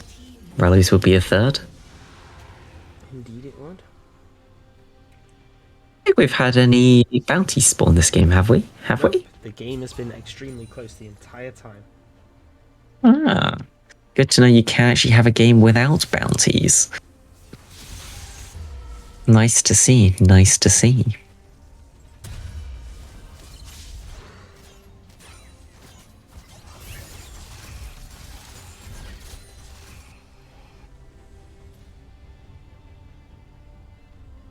Bum, bum, bum. It's reached the phase where it's all tactical now. It's all strategic, where one pick will decide the fate of this game, and this one pick may have just been found by LPM or Girl, and it does seem to be by Girl because both Sea Waves and Loza are gonna die. Echo's gonna pick up the kill onto the Pantheon. The True Shot Barrage just missing by a whisker, but Preston still pushing in that mid lane. Loza and Sea Waves just getting caught out there. The cage. But I mean, that's actually a really smart blast cone, but the flash forward by O'Neal doesn't allow him to follow through. There's the stun, there's the kill, and you now have to feel that this is the end of the season for River. I mean, I think Goose there just had to try and kill that wave and then run down mid and kill the next wave. Yeah. That was the only way to save the game from this situation. I mean, Preston, realistically, with his small shield, can tank up to the tower shots maybe once or twice, maybe not with Loza. Big hook! Oh my lord, Matrix, hello. Is it enough? Is it enough? Preston actually he's gonna be on Preston the tanking tower. both towers. Yeah, he's gonna dead as die well. to the minions. Loza Girl coming are in just- with the clutch hook. Girl are fumbling again and again. But Sea Waves using the ult in, it's not gonna be enough.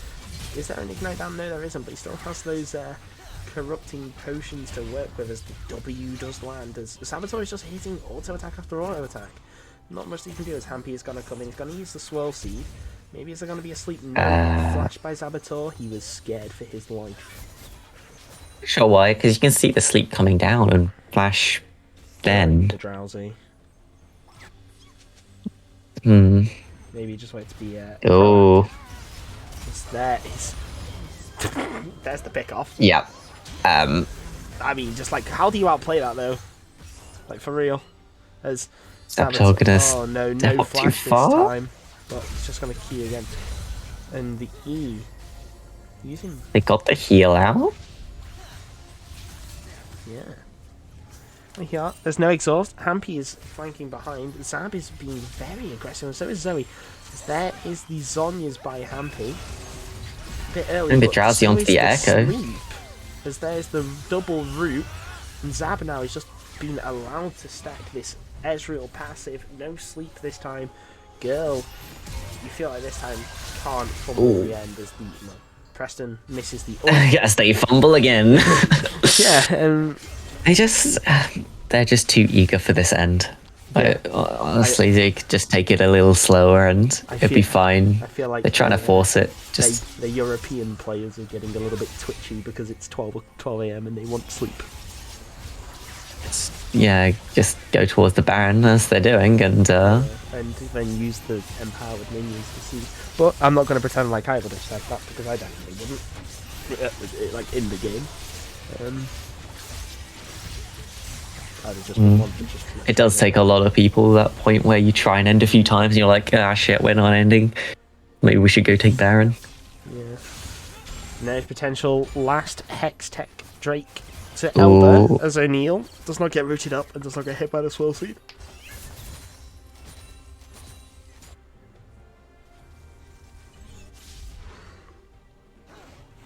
And there is vision now all around for LPM as there's a hook. He's just got to fall a little bit short. For Loza, there's the True Shot Barrage. It's going to come in and it's going to connect onto two. It's going to I think Loza could have flashed into the bush for that hook. If you get a hook on the Vigar and kill the Vigar there, then you win the fight. you get the Soul. thing that's spawning, the dragon. Hextech. Yes. But there's the key landing onto Loza. The cage is going to miss all, and Hampy's been caught out, and there's the death of the Lilia. There's the Everfrost. And a big ultimate from Preston. Catches all three remaining fighting members of LPM as Loza falls. Sea Waves forced to clear duty. And what are Girl going to do? Are they going to look for the end? They're going to look for the Drake? For a second, I thought all 5 of them were going to go to Drake. It's like, you've got the Drake. You don't need all 5 people there. Because Preston is the one tasked for taking the Drake. Now it's up to Buffalo Goose with him and his GA. No Sterax Gauge this time, though. 4 people. And Preston's going down to the bot lane to potentially look to pressure elsewhere, but probably knowing that it is kind of free pushing power. The ultimate going, True Shot Barrage. For Zabator. Matrix going to use his Q just to absolutely annihilate that wave. They just got to play this somewhat slow. Got to play it slow. First turret down. There's the cage. Loza stunned. Loza most likely going to fall. No, never mind. It's the Drowsy on to O'Neal, but he didn't let Nice stopwatch. follow up. And that may be the end of it all. There's the route. O'Neal is going to actually fall, and Sea Waves taking up so much damage there on the front line thanks to his E, and Hampy staying on the front line for 1 second too long. Preston has, in the meantime, has just been taking this bot side of the map, absolutely demolishing it, taking the inhibitor now, but I don't think that matters. The hook is going to land onto a minion. Zabator, the man that we've been speaking about the most because he's been playing with fire the most, is maybe trying to do something here as the inhibitor, second inhibitor, or let's just say the mid-lane inhibitor is going to be one. It's a hook mid-roll by Loza. He's been absolutely perfect with these hooks in the latest defense as that. Oh, the ultimate a little bit wayward there from Preston. And Preston's going to fall as well, but is that going to be the ignite that takes 4 Loza? No, he's going to survive with 1 HP. But Buffalo Goose is going to be another one to fall. They even got through the GA. Zabator against Wind's Resolve. has Loza flash and up. Sea Waves. Has everything available. And there's a TP coming in, I believe, from O'Neal. As one more auto attack takes... Oh my god, that's fantastic. E from Zabator dodges the hook. That I believe Mercurial Scimitar was used to get rid of the Everfrost root. And Girl now looking to run away.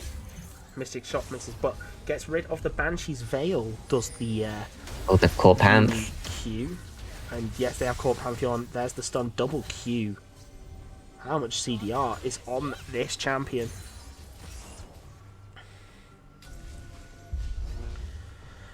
As now it's a 40-minute game, approaching the 40-minute mark. Actually, we are past the 40-minute mark. My brain is Yeah.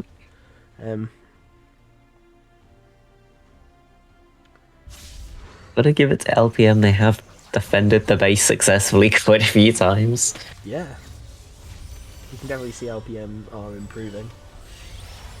In terms of just like from the start of the season to the end of the season, in that they haven't given up, or maybe it's just Girl playing with refuge. You know what Girl are like. There's Preston engaged in the 1v1, but Loza is gonna hook away Preston from her AD carry. As the True Shot Barrage comes in, and that's a lot of damage onto Wind's Resolve. But now, Zabator, Late game is. full items. Yeah, late game Ezreal. I believe he did have a Zabator, Troll Zoe, sorry, on top of him, so he did have the extra damage. And Girl, I think Girl looking for the clean sweep is Zabator. Oh, Handy, you can't walk in your own jungle without vision. You need to just play around your team, play around the waves, and just play basically for your AD carry. Who right now is the only one that's seemingly going to be able to do damage, as the Unstoppable on the E retreat blocks the hook. There is the True Shot Barrage, which I'm pretty sure was used only about a minute ago. So yeah, it's a really low cooldown late game. Hook landing onto Natrix, but you just have to feel that this is the end of the game now, as Natrix, yeah, he's a Nahu, so do the rest of Girl. And Girl take the series 3-1. Woo! There's your reward. Good job. Good job. Good job. Good job. Good job. See the damage graph. Yes. Oof. That is an Ezreal. Yes. Let's have a look. See. That is indeed an Ezreal. 65k damage. That is indeed an Ezreal. Almost double the next.